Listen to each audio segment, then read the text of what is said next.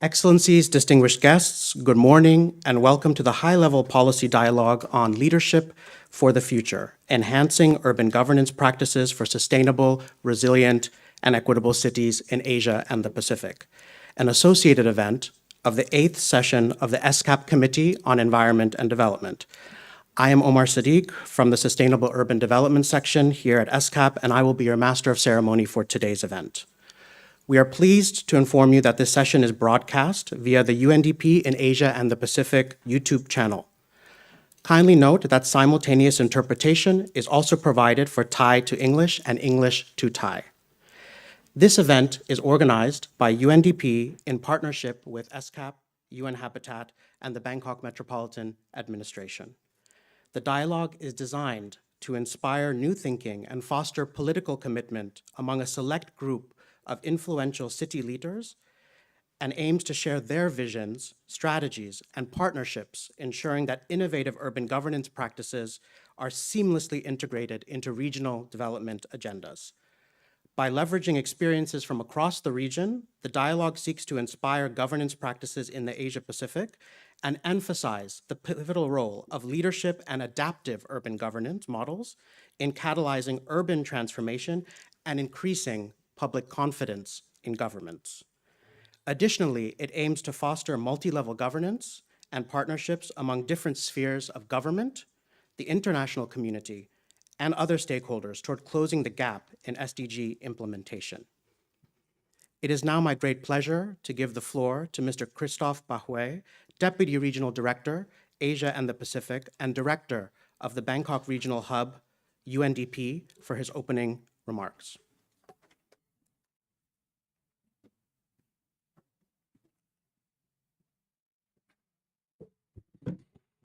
Thank you. Your Excellency, Tampuwa Chachat Sitipon, the Governor of Bangkok, and as such, our host today. Your Excellency, Mr. Lim Ngui, the Chief Executive Officer of the Urban Redevelopment Authority of Singapore, the Honorable Mr. Powes Barkop, the Governor of the capital of Papua New Guinea, Port Moresby, Honorable Ugyen Dorji, the Mayor of Timbu, Honorable Mayors and city officials from Asia and the Pacific, Ms. Yang Lin, my dear colleague and co-opener for this event, UN colleagues, UNDP colleagues, and representative of the diplomatic community, civil society, academia, and the media, ladies and gentlemen. Very good morning to all of you. I feel really privileged to open this high policy dialogue and to welcome you all to this UN conference room here. Let me therefore first thank you all for being here, for having accepted our invitation.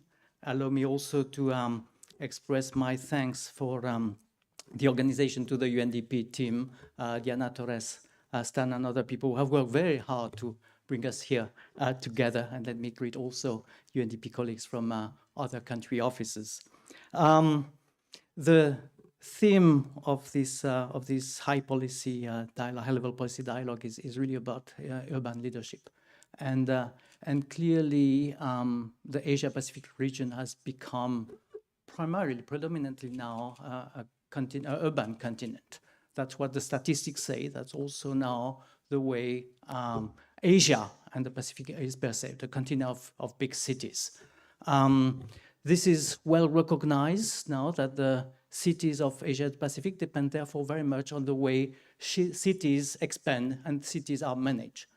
What probably is less thought through is, are two implications of this urbanization of city, of the continent. The first one is that achieving the sustainable development goals in Asia and the Pacific primarily relies on progress that will be made in the cities. And that's because if you look at the targets for the SDG, you realize that most of them depends very concretely, very tangibly on local actions. Yes, it's important to have national plans, but actually it's local action and therefore city action that will bring us closer to the SDG and make us make progress in human development. The second implication is about the absolutely crucial importance of urban governance and city leadership. Effective urban leadership, effective urban governance, strong city, well-advised city leadership can make a difference in a city, can make or break urban development. And therefore, what we want to address really this morning are those two concrete dimensions, the role of city in progress for development and the crucial role of city leadership and urban government. And we'll do that by bringing together a number of concrete examples that we've seen, either working as United Nations Development Program or observing what cities and city leaders are doing. But from a UNDP perspective, and looking at our experience, I'd like to share 4 messages with you. The first one is the importance of a vision for a city. The same way a state leader needs to have a vision for his or her country, a city leader needs to have a vision for the city, a vision that projects the city in the future, a vision that can actually rally the population behind this vision and make them part of it. That's absolutely important. And we have a number of very compelling examples in Asia Pacific. One of them is definitely Singapore, ranging from provision of public services, housing, management of transportation. And in a moment, as part of the keynote address, we'll hear from Mr. Lim. But the vision is absolutely essential. The second is the importance of adaptation and anticipation. There was a time where, being elected as mayor or governor meant basically being an administrator, becoming an administrator of city. Yes, providing public services, looking at some investment in infrastructure, but that was a pretty well-defined administrative management job, I would say. This is utterly different now, at a time where cities, partly in this region, are confronted at the same time with urbanization on a large scale, with climate change, with economic crisis, with challenges to social cohesion, all coming at the same time, and all coming at speed. And therefore, it requires an agility of the city leadership in terms of adapting to climate risk, to various risks. But that's more the protective side of adaptation and anticipation. And the other one is the more proactive. It's really embracing and being at the forefront of innovation, of digitalization, artificial intelligence, all those tools that can now, very directly impact the shape of the city, the life in the city. And therefore, building on those tools is absolutely essential. And again, in the region, we have a number of examples. I think we'll hear, in a message from the mayor of Yokohama, Yamanaka-san, about how the city of Yokohama is embracing digitalization, artificial intelligence to build resilience and, build a kind of different city. But in a very different development context in Bangladesh, UNDP is working with about 20 cities, again, building, resilience, looking at innovation, community empowerment to have a sustainable development. And we have many more examples. But adaptation and anticipation is absolutely essential. The third message, which is a little bit a different tone, but it's about the importance of inclusion. And inclusion probably has 2 meanings. One is making city, facility equipment accessible to all. And I think particularly here about, people with disability. But inclusion means also asking people's views, consultation, having people's voice heard.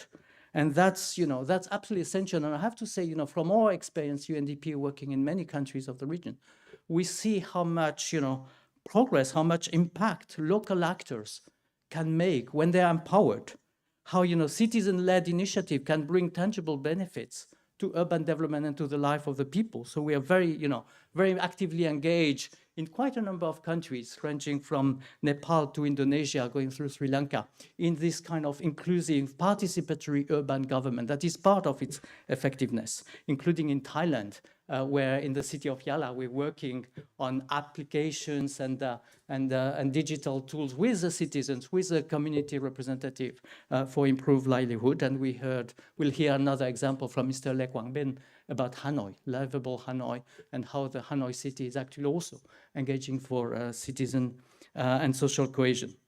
The last point, the last message is what happens in a city doesn't stay in a city in a globalized world. The example that you can set for your city actually can inspire the state, can inspire other cities in your country and beyond your country. And that's why, as UNDP, we very much actively believe and actively promote networking among cities. And I think that's, this event today is one example, but it's also working, with cities in practice. One of the, very compelling examples that we see emerging in the region is we have now about 70 cities in Asia Pacific working with UNDP on circular economy, well beyond waste management, sectoral circular economy. And in one of the sessions, we'll hear from the Vice Mayor of Baguio City, Mr. Faustino Loan, about how in the Philippines you're working on circular economy and what it's actually bringing. So this, this exchange is important for UNDP as a global organization, and the United Nations more broadly very much want to encourage this exchange. What the Asian city can actually share with the world, but also what do we have in other regions that can benefit the Asia-Pacific region. I think one example is Medellin in Colombia, which is a very, green city, and also something that we could bring and think about in Asia. 3 points to conclude. The first one to reinforce is that the future of Asia-Pacific will primarily be shaped in cities. Whether it's economic growth, whether it's social cohesion, whether it's human development, it will be shaped by you, by the city leaders, together with resident communities, women and men, and also the youth, working together. And also to bear in mind that the choices that are being made today obviously will have an immediate effect, but they will also shape the cities of tomorrow. And they will also shape the life of the next generation in cities. Second point is about this high-level policy dialogue, which we see really as an opportunity for city leaders and all of us to actually exchange our practice, our views of experience, what works well, what didn't work so well, and how we can actually adapt the governance structure to respond to today's challenges and the challenges of tomorrow. And as was mentioned, it's also a contribution to the Committee on Environment and Development, CED8, and the upcoming World Urban Forum, who will be held in Cairo, Egypt, later this year. And finally, just to reaffirm UNDP, together with the rest of the United Nations Development System and other partners, to very actively engage, working with city leaders and local government in shaping vision, practicing foresight, capitalizing on innovation, building alliances. And I hope very much that when back to your city and back to your country, you will be in contact with our UNDP office and our teams, so that together we can build a well-managed, green and sustainable cities for all citizens. Thank you very much for your attention.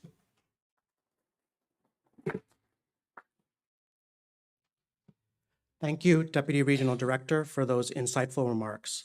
It's now my pleasure to invite to the floor Ms. Lin Yang, Deputy Executive Secretary, ESCAP, for her opening remarks.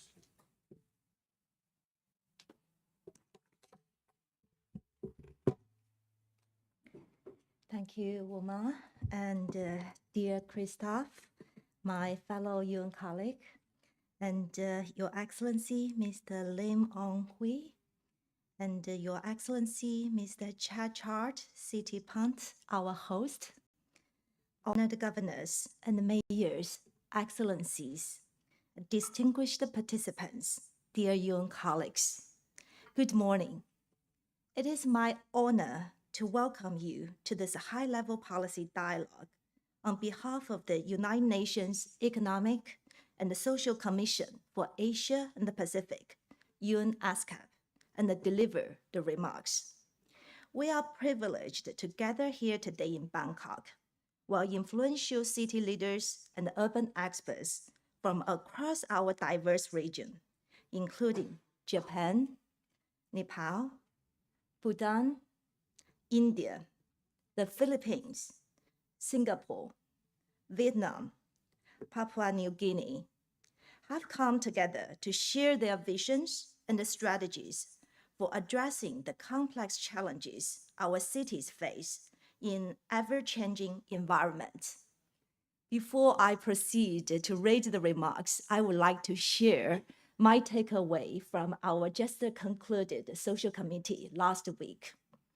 So I heard very loudly 3 key messages from the audience and the delegates from all the countries within this region.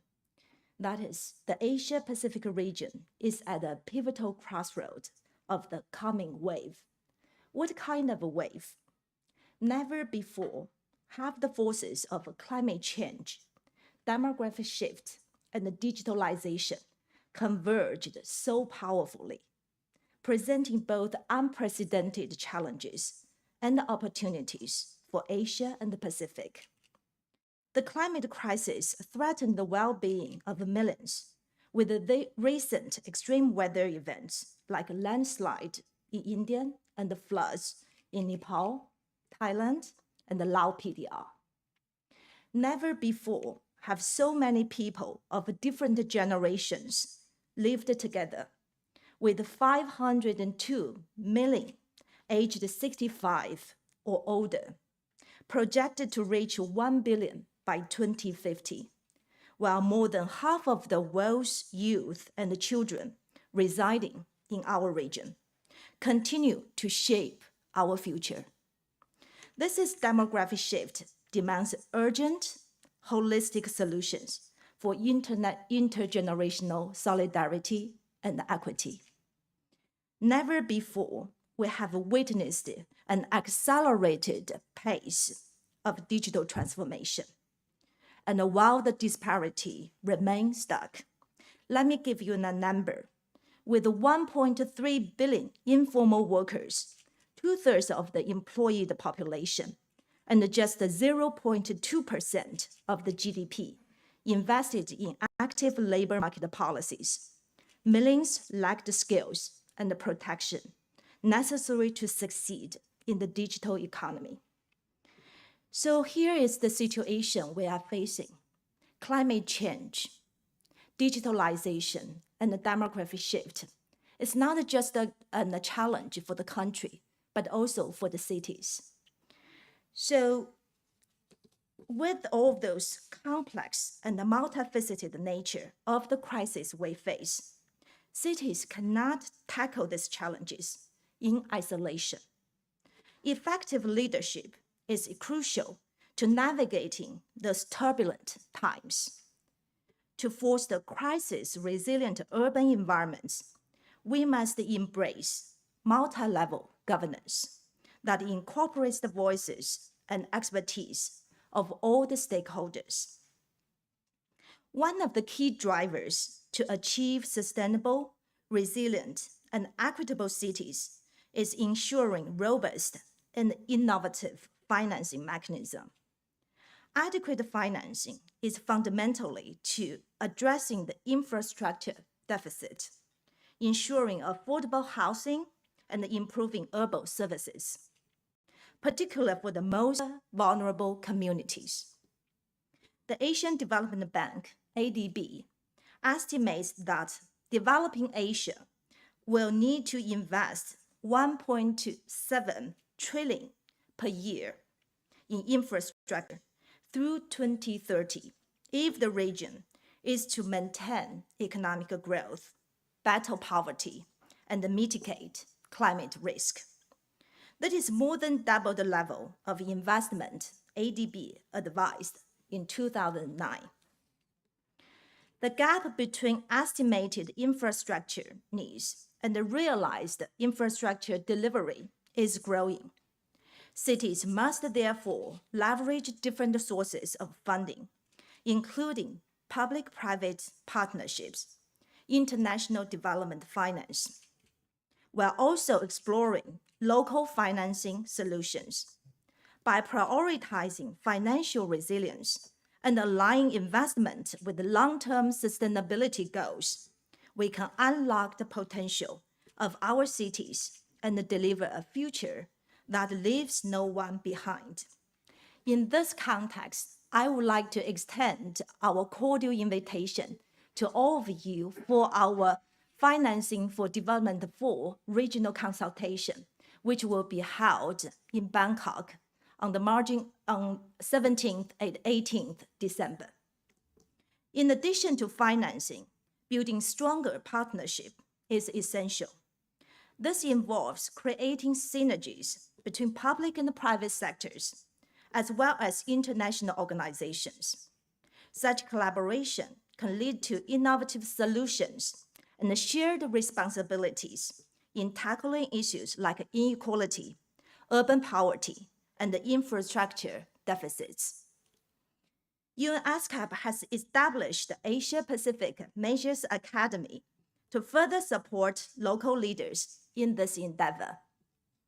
Launched in 2019, the Academy provides a platform for newly elected or appointed measures to enhance their capabilities in developing and implementing sustainable urban solutions. Through peer-to-peer learning and annual fellowships, measures are equipped with the knowledge necessary to address pressing urban challenges effectively.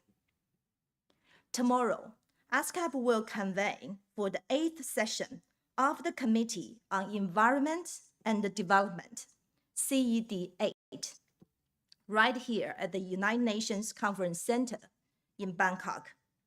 The CED is an important intergovernmental body of UNESCAP, which meets every 2 years to review regional trends and identify priorities for action.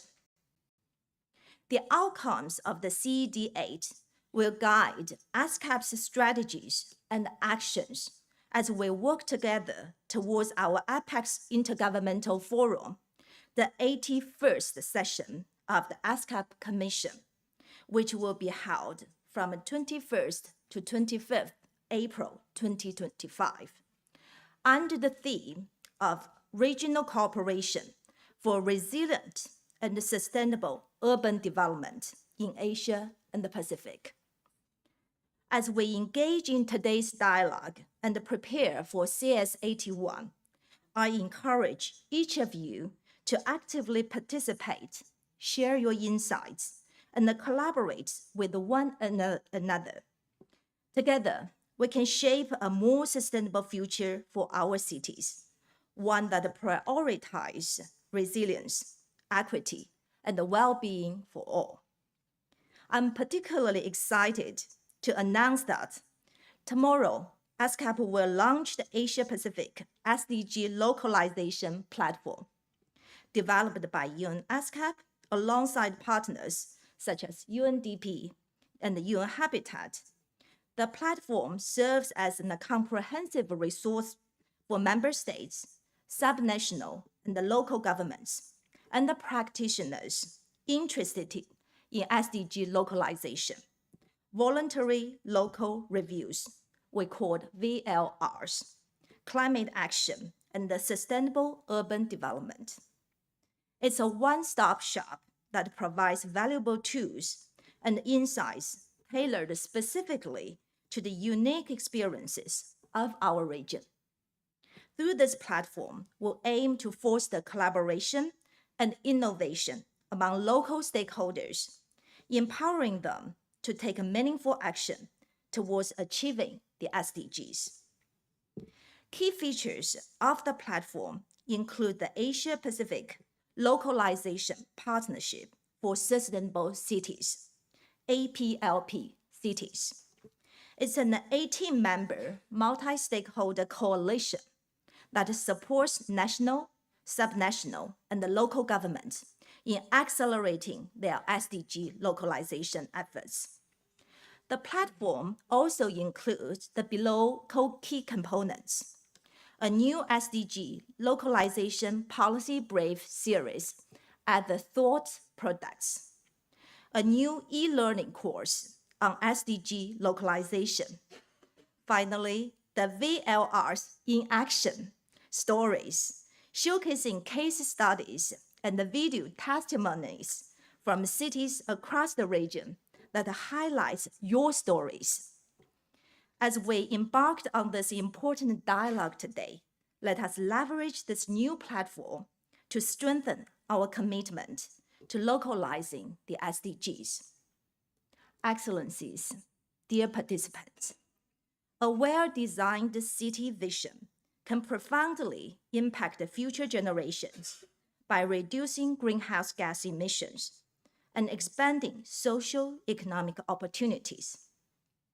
It's imperative that we center our vision on people, ensuring that no one is left behind as we strive to eradicate poverty, inequality, and combat climate change. Together, we can create resilient, equitable cities that not only meet the needs of our current populations, but also safeguard opportunities for our future generations. I look forward to our productive conversation. Thank you so much.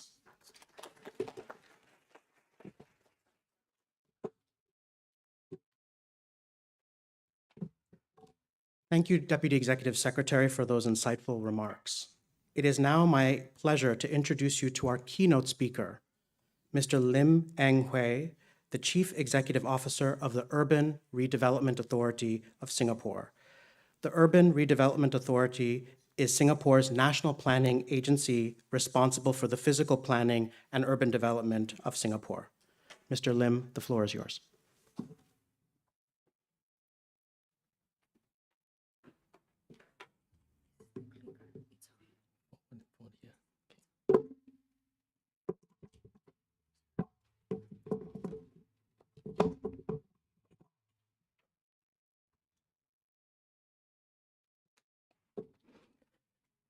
Governor Chachat, Your Excellencies, ladies and gentlemen, a very good morning.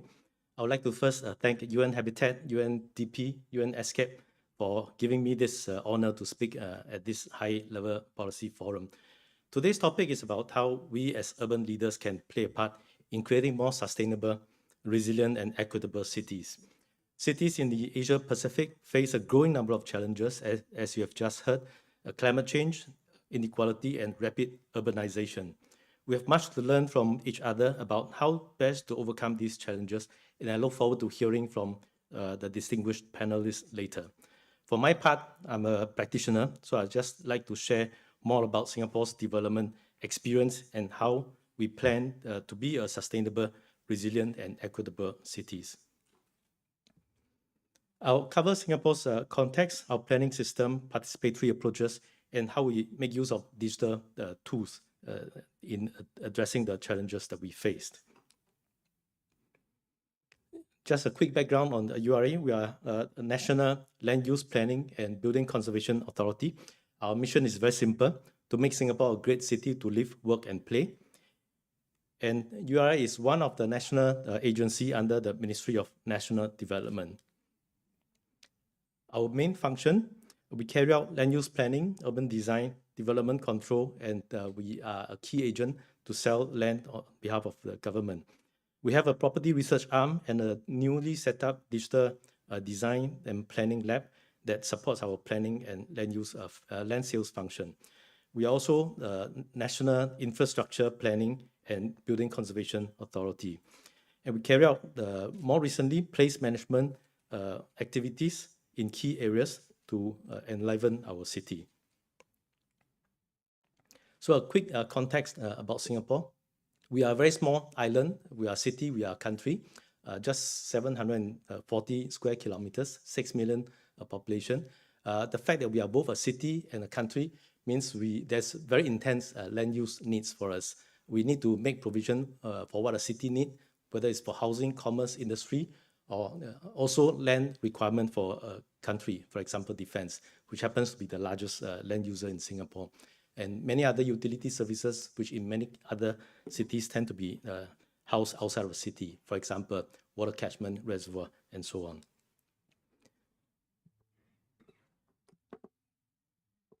To plan for a sustainable Singapore, this is, let me just, sorry. Yeah, we have been, Singapore was, became independent in 1965.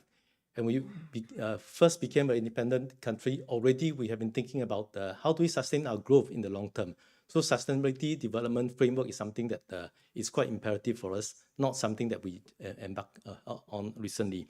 So we need to, on the economic front, we aim to sustain a robust and vibrant economy.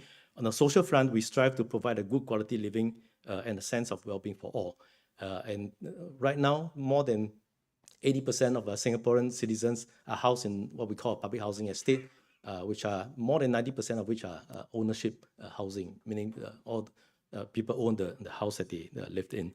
And on the environmental front, we aim to develop in an environmentally sustainable manner. And how we go about planning for Singapore, on the right-hand side, you see the 4 key areas of planning.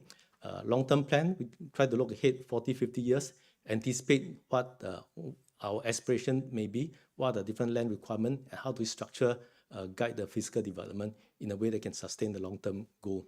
And it cascades down based on the set of strategy, cascade down to the very detailed master plan on every parcel of land in Singapore, and that the implementation, realization of plan is executed through land sale and the development control, which I'll touch on a little later. This is a long-term plan. 1971, we established the first, we call it the concept plan, and this is with the help of the United Nations. And since then, some of the key ideas in the long-term plan, as you can see here. Essentially, we kept the central part of the island, which is the primary forest, and then we developed a township along the east-west corridor and a ring of satellite towns around the water catchment area, supported by a network of rail network as well as an expressway network. This is the latest long-term plan that we have established in 2021, just completed. A few changes have taken place, just to highlight a few key areas here. First, we are pushing very hard to decentralize our commercial activities and industrial activities. So forming a polycentric development pattern to minimize the need for people to travel, so people can get to work easily where they live. The second part is to protect our natural environment. We have done a very detailed survey across the entire island, identify the area with very rich biodiversity, protect them, and also identify critical ecological corridor that interconnect this habitat, so that even as we open up more area for development, as we develop, we can make sure that there's a very sustainable ecological network that will make sure that our wilderness will continue to thrive. And the third part is, given the very rapid changes that we are seeing now, whether it's on technological front, demographic changes that you heard, or the technological changes, so the future is quite uncertain. This long-term planning approach, looking ahead 40, 50 years, is almost impossible to be accurate. So in this long-term plan, we established a few optionality, built it into the plan. And one of it is this, we call it the future development area or option area. These are large area where we have, based on the infrastructure provision, it is flexible, it can be adjusted for different type of users, be it housing, industry, and so on. So this could give us option in future to pivot when there's a need to. Next level is the master plan. From the broad strategy, in the long-term plan, there are 7 vertical. We have this on the website if there's interest, looking at the way that people live, the way people work, the way people recreate, and so on. So for each of these strategies, we try to translate it into the master plan. And this is the statutory land use plan that sketch out for every parcel of land, what are the allowable use, intensity, and the associated guidelines. And so you can see, take a closer look at this master plan. It is very detailed and it is transparent. I'll touch on a little later that in developing the master plan, we engage very extensively to understand people's need, and we make sure that all these plans are made available. You can go to the website and find out what you can or cannot do on each piece of land. And it is reviewed every 5 years so that it is kept up to date. we are in the midst of doing this current review of the master plan, and we launched a very extensive engagement exercise since I think towards the end of last year. The long-term plan that we just wrapped up towards the end of 2021 was held actually during the COVID period. But nevertheless, we continue to embark on the engagement effort and reach out to about 15,000 people, initially virtual online, and towards the end, when we could meet physically, we started to have town hall sessions and dialogue. So, but for this master plan, we can meet physically, so we are doing very extensive engagement exercise right now. The last two part about realizing the plan for the government land sale, most of the undeveloped land in Singapore is owned by the government. So we every 6 months announce a land sales program to release land to the market for a few objectives. Firstly, to meet the market need so that we can ensure a stable property market. Secondly, we will direct the development and growth towards in line with the development strategy in the master plan. So it's a way for us to realize the plan. And finally, development control. This is a master plan is a statutory document. So every development, whether it's public sector project or private sector project, they have to follow the master plan. And this is a way for us to realize our plan eventually. But I just want to highlight the development control is not just a regulatory process. Although it is partly regulatory, we actually make use of that process to work with the developer as partner to realize the objective. So for example, we put in place a landscape replacement policy. When you develop a parcel of land, the greenery that you take away, you have to replace it vertically on the building, rooftop, mid-level, and so forth. So for I think almost 10 years that we've been implementing this now, we have created about 200 hectares of garden in the sky in that sense. And we also put in place a bonus incentive scheme to encourage developer to change the use mix. For example, in the downtown area, instead of a mono office development, now you're seeing a lot more mixed-use development taking place in the CBD. All this planning process, whether it's long-term plan or the master plan, we don't do it alone within URA. It is actually a very collaborative approach, working almost across all the government ministries and agencies to understand the different objectives that each of the entity has and how do we bring all this together, create a plan that meets all the needs. I'll just highlight 3 examples to illustrate the planning approaches that we take. Jurong Lake District, this is an area on the western part of Singapore.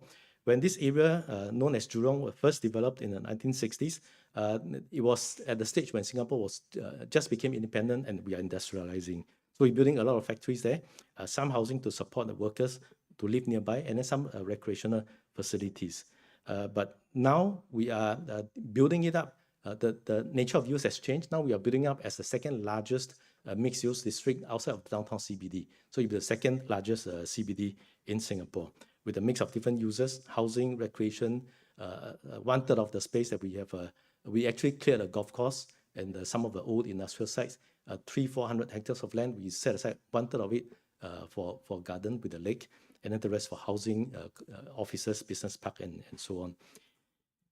And we are positioning it as the most sustainable district in Singapore, aiming to achieve net zero 5 years ahead of the national target. And we also position it as a very car-light district. There are right now 2 MRT lines serving the area. We are introducing 2 more rapid transit system to serve the network. So you can get, if you live in this area, you can get to anywhere across Singapore, mostly within 45 minutes by public transport, rail predominantly. And if you live inside there, you can get access to any amenity that you need within walking distance, less than 10 minutes. Another example I'd like to share, Greater Southern Waterfront. This is to illustrate the approach we take to be resilient and to be adaptable to meet the future changing needs. The area, southern part of Singapore, which is in the middle of the format that you see here, this is the downtown CBD, and right at the edge of the CBD is an old port. At one point, it was the world's busiest container port in Singapore. It has been expanding, so it has grown to a second port just slightly to the west, which is a finger that you see on the diagram here. And right now, we are planning to build a mega port on the western end of Singapore. This is to consolidate all the port activities, allow us to double the handling capacity, but at the same time, free up the entire southern waterfront for us to reshape, transform the city, allow us to stitch all the town that's further inland towards the waterfront. So you make the entire future housing estate a lot more attractive. The third example I'd like to share, we call it the Long Island. This is actually along the eastern half of the southern coast in Singapore. The eastern end is the Changi Airport for those who have visited Singapore. And so this covers from the Changi Airport all the way to the downtown CBD. We're looking at the future, climate change, the latest projection. This is the lowest lying area in Singapore, likely to be inundated. So we need to protect ourselves against the climate change. And we've studied various options. And the option that we are doing engineering study now is to create a series of islands with a bund integrated to protect us from the sea level rise. But it serves multiple purposes because land is very scarce in Singapore. So when we do things, we try to think of various functions as far as possible. So other than the bund to protect us, there are 13 canal river outlets that discharge into this area. The water level will be managed by a barrage system, and it allows us to also relieve potential flood risk inland with the intense storm weather going forward. We will be able to regulate water and then make sure that the inland catchment area is not inundated. And this water body that we see right in the middle also allow us to form a very sizable reservoir that will enhance our water resilience. And of course, the land that's created give us room to meet the future need. So this is one of the visual of the Long Island on the left-hand side. And this entire project will likely take easily 3 decades, if not more. So we are at a very early stage. But even for a project of this nature, very far ahead, we are doing very extensive engagement with the residents. At this stage, it's really to understand people's aspiration. If we have an opportunity to do something like that, what do we aspire? How do we see this island? And what are some of the concerns? Because it is fronting all housing estate along the East Coast. So we like to understand what are people's concerns. How, when we do the detailed design, engineering solution, how can we meet some of these concerns? So engagement is a very important part of the exercise. The third part I'd like to touch a little bit on is on participatory approaches in planning work that we do. Well, I mentioned about the long-term plan engagement process, the master plan as well. As you see on the slide, there's increasing, the younger Singaporean especially, they all want to have a say in how we shape our living environment. We feel that it's very important for us to go down to the ground, engage them, very upstream in the planning process to understand people's need, aspiration, and then what are the concerns so that we can address them as we develop our plan and as we implement it. So we launched and the way we do engagement, there are different ways and platforms. Exhibition has been the way that we do for a very long time. Increasingly, we are organizing a lot of focus group discussion, workshop with the residents, interest group, business partners, and so on, and many dialogues with the residents, and surveys and polls regularly to keep the pulse and to understand what has changed. And of course, the electronic platform now allow us to reach out to a very large audience, which not possible in the past. For this ongoing exercise on the draft master plan, we are distilling the strategy in the long-term plan and then translate it into something that the general public can appreciate better and want to be engaged in. So there are 4 key themes in this master plan: building a happy, healthy city, strengthening our urban resilience, enabling sustainable growth, and stewarding our nature and built heritage. These topics are very easy for people to relate to. So when we organize a discussion around those topics, we see many people coming forward to take part in them. This is a summary of what we have done so far. We launched the engagement exercise since end of last year. Already, we have done many exhibitions, reached out to more than 100,000 people. The bottom right, you can see the online reach through our websites and so on. So I'm very happy with the level of interest and the feedback that we have been getting. Just one more example on engagement. So going forward, I think beyond just explaining the rationale behind our plan, the strategies, and addressing the concern and feedback that people might have, we think it's important to actually partner both the business sector and the community to actually do things together so we can co-create the future. So one of the example that, one of the approaches that we are embarking on is business improvement district, basically encouraging the local stakeholders, be it the property owner, business operator, or some of the community leaders coming together, form an association, work with the government agencies. Because we were leading this effort, so we almost serve as a representative across the different government agency, working with the community to identify what are the opportunities to activate, enliven the area, or to address some of the concern that the local stakeholders might have. These are the things that we have done, several areas in Singapore. I think that has been very encouraging. We've been doing this for, I think, 9 years as a pilot. And we have now formally 5 districts formed with this association. We think that to sustain this effort, if there continue to be strong support, we will consider introducing a legislation to allow this as an enabler to support the ground-up action to form more of such entities.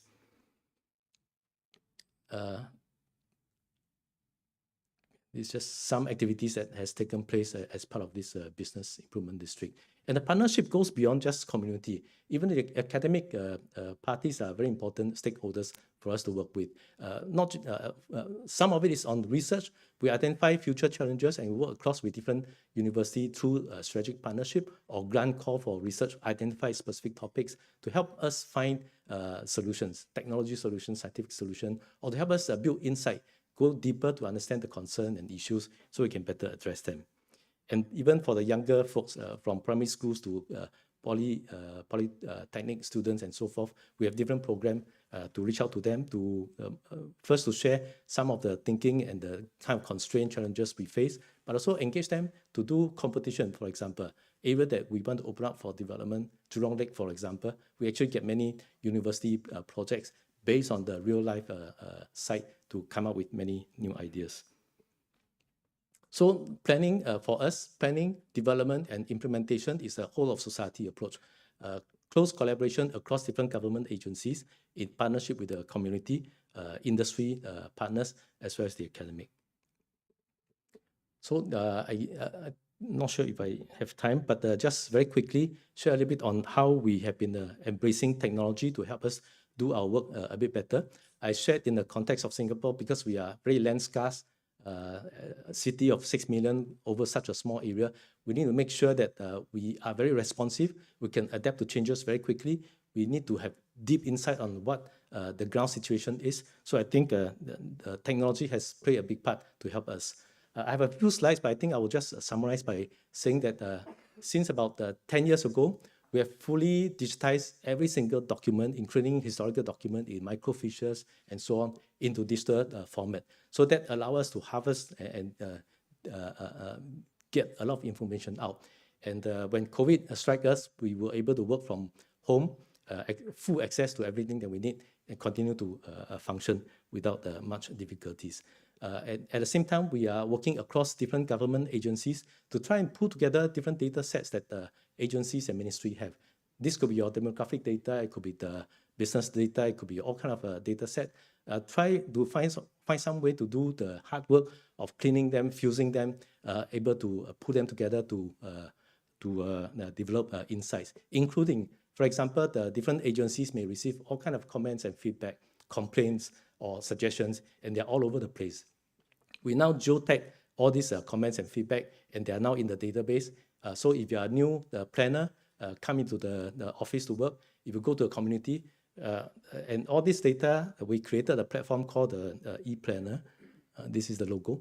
It's a web-based portal, and there are many frequent asked questions that allow you to quickly understand the DNA of a community. So if you are a planner for a township, for example, you can very quickly, on your fingertip, be able to understand how many people live here, what's the demographic profile, what's the traveling pattern, where do they normally go to, what has been the ground feedback and complaints, and so on and so forth. So we started off by asking officers, if you are new officers, what are the 100 questions you will ask about this place? And this tool is able to answer all the 100 questions. And over time, more and more insights are being drawn out. But beyond just data, we are also building up capability in terms of simulation and modeling. This is one of those platforms where we use a digital platform to try and better coordinate different government agencies. Because when we work on certain projects, typical way of consulting is writing letters, and you often don't know what each others are saying. Only the person who sent out letter know what you're saying. But in this platform, everybody can see everyone's comments. So we can reach a decision point a lot faster. We can get a better understanding across different agencies. I won't mention this Corner X, but just touching a little bit on the simulation and modeling capability. With the climate change that we're facing, three major threats that we face: increase in temperature, sea level rise, and storm water.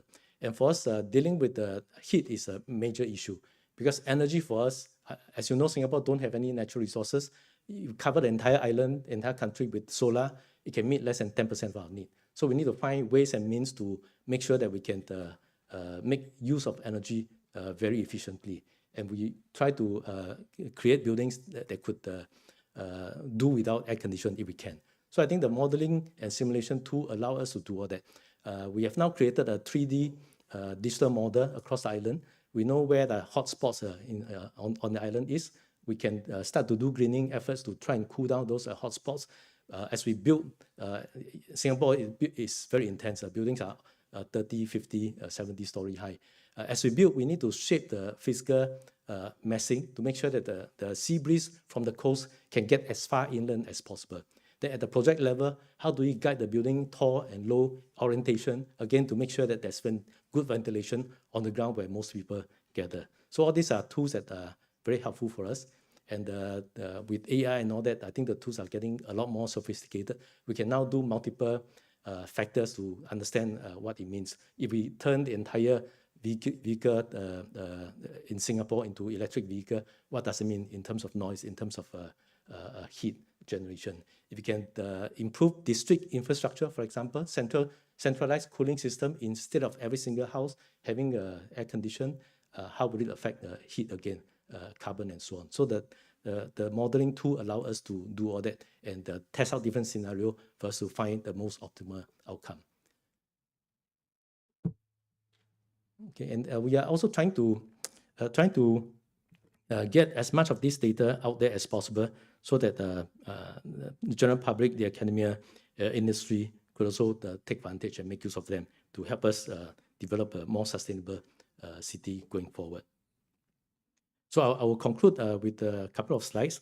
How do we create sustainable, resilient, and equitable cities? I'd just like to leave you with these few ideas from our own experience. We can do so through a long-term, integrated rather than sectoral or silo planning approach. Work across very closely with our partners to plan for the future. And at the same time, we should plan effectively using all tools that we can have access to and do it in an inclusive manner that allows the society to co-create the future together. Moving forward, as we continue to build a resilient, flexible, and future-ready city, there will be very difficult trade-off, especially for a small city like Singapore, that we will need to make. And a complex and fast-changing world will challenge us to cater to an increasing variety of needs with very limited space and financial constraints. Hence, the importance of collaboration among agencies with the business community, with the residential community, partnering them to shape a livable, resilient, and sustainable future to meet the aspiration of each generation. So I'd like to echo what was said in the earlier opening speeches. Cities around the world, including Singapore, face similar challenges such as rapid urbanization, environmental sustainability, and social equity. The diverse urban solutions implemented by various cities provide very valuable learning opportunities for others. It is essential to continue sharing knowledge and learning from each other, as collaboration can lead to many more effective and adaptable solutions for the challenges that we all face today through many different platforms, such as the forum today, or the World City Summit that we hold in Singapore once every 2 years, and the Lee Kuan Yew World City Prize. This is a prestigious biennial award administered by us, which honors outstanding cities with exemplary urban initiatives that foster livable, vibrant, and sustainable communities worldwide. Today, we have recognized 7 exceptional cities, including Bilbao, New York City, and the latest this year, Mexico City, and acknowledged 20 other cities with the special mentions for their very innovative urban initiatives. And I look forward to seeing more exemplary examples from many of the cities present here today. That I will end my presentation. Thank you very much.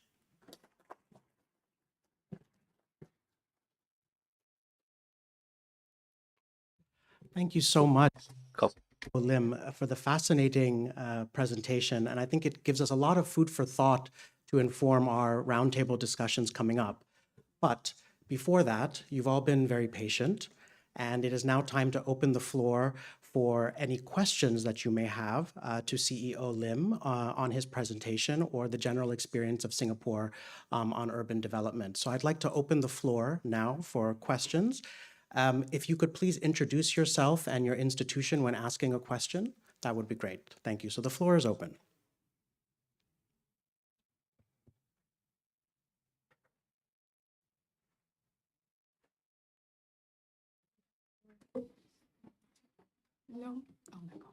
Hello, I'm Paula Vicio from Redux. I'm here, sorry, sir. Thank you. Thank you for your presentation. It was really amazing, and Singapore is clearly a big example of how to do a sustainable city. And I was wondering, what could you say can be a priority for Bangkok to have a more sustainable, efficient land use and to improve the quality of life? I know there's loads of things to do, but if you can name like one is for you, from your experience, a priority on how to improve the quality of life here in Bangkok. Thank you. Hello. I should say I do not know Bangkok that well to make that comment, but just based on the experience as a visitor, I do come here quite often before COVID, almost annually. And for visitors, what you experience most is transportation. So I think Bangkok City, a city of this size, very well endowed with many resources. Actually, greenery is wonderful. So I thought transportation, greenery, these two are, for me, I think will be a very important area to really differentiate Bangkok from many other cities. Thank you. We have time for another question from the floor. Sir. Thank you. I'm Governor Paul Paco from Port Moresby, Papua New Guinea. My question to CEO Lim, if you could explain to us how, perhaps it might not be in your area of work, but just out of just generally asking about social housing and affordable housing in Singapore. Perhaps you could explain how Singapore is able to fund, social housing or affordable housing to the extent that it's able to cater for most of your citizens. I'm not sure whether everyone is familiar with the social housing in Singapore. As I mentioned, about more than 80% of us live in the public housing flats called the Housing Development Board, and most of it are owned by the residents. And the price, the flats, for new flat, they are sold to residents. They are subsidized. The government put in quite a fair bit of subsidy to make sure the flat remains affordable. But the owners themselves will pay the mortgages to make sure that over a loan term of 5 to 20, 25 years, eventually the mortgages get fully paid off. So it's partly funded by the buyers, partly subsidized by the government. And as in most other social policy, subsidy is centrally funded by the government through the Treasury, Ministry of Finance. So you have to recover it from the various sources of revenue, taxes and other sources of revenue. Needs a very careful balance because it's to house 80% of the people, it's a very large volume. So we need to plan back to the point that I made earlier, long-term planning, plan the way ahead to understand what are the needs, and then program it accordingly. Make sure that the budgetary program also can back up the program. Thank you so much, CEO, for that very succinct answer. And because it was succinct, we actually have time for one more question from the floor. Sir. Hello, good morning, CEO. My name is Edmund. I'm from UNDP Malaysia. I'm very intrigued by your presentation and inspiring presentation. But what intrigued me was that component of being open and transparent approach.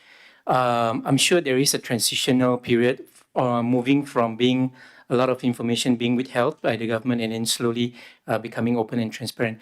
Could you perhaps share a little bit the experience how that transition process happened to become open and more transparent? Because this is probably a learning lessons for every one of us here. Thank you.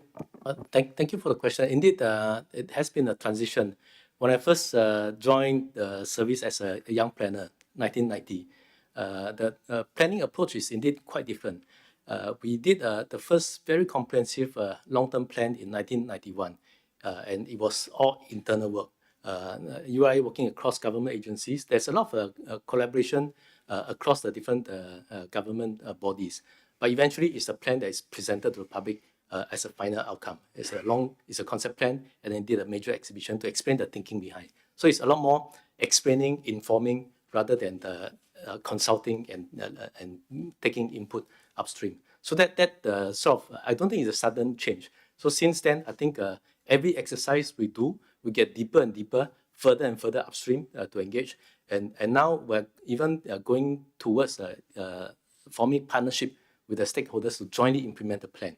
So from informing to engaging upstream, listening to not just usually a lot of this engagement tend to be just on complaints, but we are hearing actually we start by understanding people's aspiration. If you look at Singapore 15 years or 50 years ahead, what do you hope to see in Singapore? What's the young generation's aspiration about the society? What do you want to see? And then how can we, and then we explain what are the challenges we face, trade-offs we need to make, then go into the next stage to talk about how do we handle some of these trade-offs, how do we make that call, and then go into, are there suggestions, ideas how we can do this? So I think that process allow a better understanding both ways. Among the government agencies, we understand how the ground is feeling, what people are wishing for, because we are planning for the people, not planning for the sake of planning. So we understand them better, and they also understand the perspective, the more macro national perspective better. What are the real challenges we need to face, given our limited resources, land, natural resources, and so on? How can we jointly decide in a way that is very practical, very pragmatic, and yet safeguard the long-term interest? So I think it is a gradual transition, and then even moving towards a close partnership going forward. Happy to talk more with you later. Thank you, CEO Lim. We've now reached the end of the opening segment of the high-level dialogue. I'd like to thank you and all the esteemed speakers of the opening session for your insightful remarks. I would now like to invite all of you at the rostrum, as well as all the panelists and moderators, to the front of the rostrum for a group photo.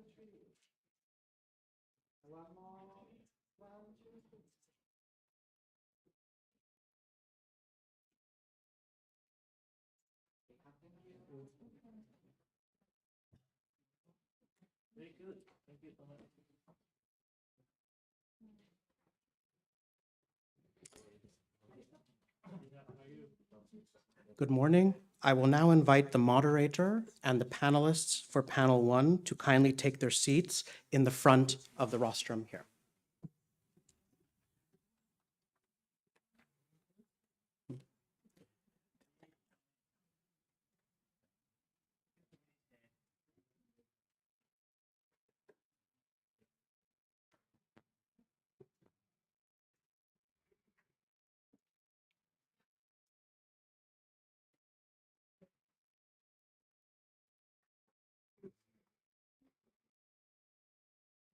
Excellencies, distinguished delegates, let us continue with panel discussion 1 on adaptive urban governance for city transformation and resilience. For this panel session, we will discuss the complexity of challenges that cities are confronted with and how to work through an interdisciplinary and multi-level governance approach. We will listen to what is needed to create a mindset where officials are working to deliver public value and services in cooperation with other departments and agencies.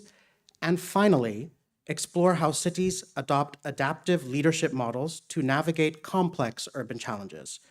Now I wish to invite the moderator, Ms. Violet Bafour, Coordinator for Country Office Support and Quality Assurance of UNDP Bangkok Regional Hub, to take the floor and conduct the panel discussion with the distinguished panelists. Moderator, I now hand it over to you. Thank you very much, and good morning to everyone. I'd like to welcome this really august panel that we have, and perhaps have maybe just a short introduction of our panelists. We have already had really key insights on adaptive leadership in local governance that would help to shape the conversation. And so maybe just to share a little bit, we'll have 2 rounds of questions to start. And then, of course, we'll have, each panelist will have 4 minutes for their response. And then we will go into open-ended, a little bit of an open-ended session with panelists and participants asking questions for about 10 minutes. So to start, perhaps what I'll do is I'd like to introduce the panelists, starting with Mayor Ugyen Dorji, who's the mayor of Thimphu, Bhutan, Governor Paus Pakop, who's the governor of Port Moresby, Papua New Guinea, and Governor Chachat Thitiphant, who's our host today, the governor of Bangkok. And I have a final panel member who unfortunately was not on my list. So unfortunately, I don't have your profile, but I'd really be happy if you could introduce yourself. Thank you. I am Faustino Uluwan, the Vice Mayor of the city of Baguio, Philippines. Thank you.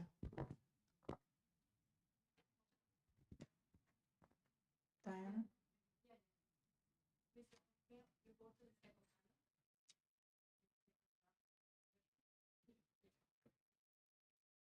Okay. All right. So just to clarify, I will have questions, Vice Mayor, I will have questions for the panelists who are in panel 1, and then we will listen to your insights in panel 2. Thank you. So I hope it's okay now. I will start. Thank you. I'll start first by asking a question to Mr. Ugyen Dorji, who is the mayor of Thimphu. And the question is, the first question is, can you please provide an example of how you've used adaptive leadership to address a significant challenge in Thimphu while working to ensure a prosperous and sustainable future for its citizens?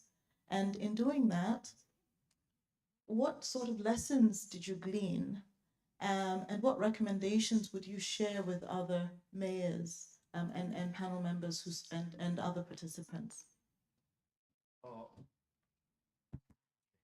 First of all, good morning to everyone. Thank you to the organizers for having me here. It's a pleasure to be amongst the distinguished mayors, governors, and the participants. To answer your question, adaptive leadership involves engaging the communities, the stakeholders, and government officials to collaboratively, find solutions and then implement accordingly. So the fact that we were called here and listening to our experiences and problems, and also wanting to recognize our issues, and then maybe willing to bring out the action. I feel this is the leadership of the organizer today. This is the adapted. This is an adapted leadership. that you are trying to portray. And I must say it is nothing different than that. In case of Thimphu, and as a mayor, my involvement and dealings are mostly with government officials. I must say I am all with or against 175 to 200 government officials, all alone against that many. So it's always a challenge for me to penetrate through those mindsets individually or in a group where we have to overcome and then also to overcome the challenges that people face every day. And by doing that, we call it, making city sustainable, equitable, and resilient. And for me, since my involvement is mostly with the government officials and then also the stakeholders and the communities, I feel it is very, very important to leverage on their strength and then let them grow as a leader. Letting them grow, feel empowered. When they feel empowered, they will find their own strength, their own talents and capabilities through all sorts of means and tools, so that they derive their sense of existence as a human being and also as professionals. To touch on the lessons that I have learned, I may not say it's a lesson, but what I usually try to do, and what is best for every leaders to take care of is that you being a secure leader is very important. When I say secure leader, it is all about being confident, being focused, and being visionary, so that what influences that may come, be it positive or negative, never gets to manipulate you. So in contrary, what I'm trying to say is, insecure leader will not let anybody next to you or anybody around you to grow. And in fact, in this very chaotic, competitive world, I think there will be a lot of pressure on you. Your work will be taken by others. There will also be an interventions from any level that sometimes what you do may not be let seen by others. So in such circumstances, being a secure leader is very, very important, and that is what I wanted to share to my colleagues here. Thank you.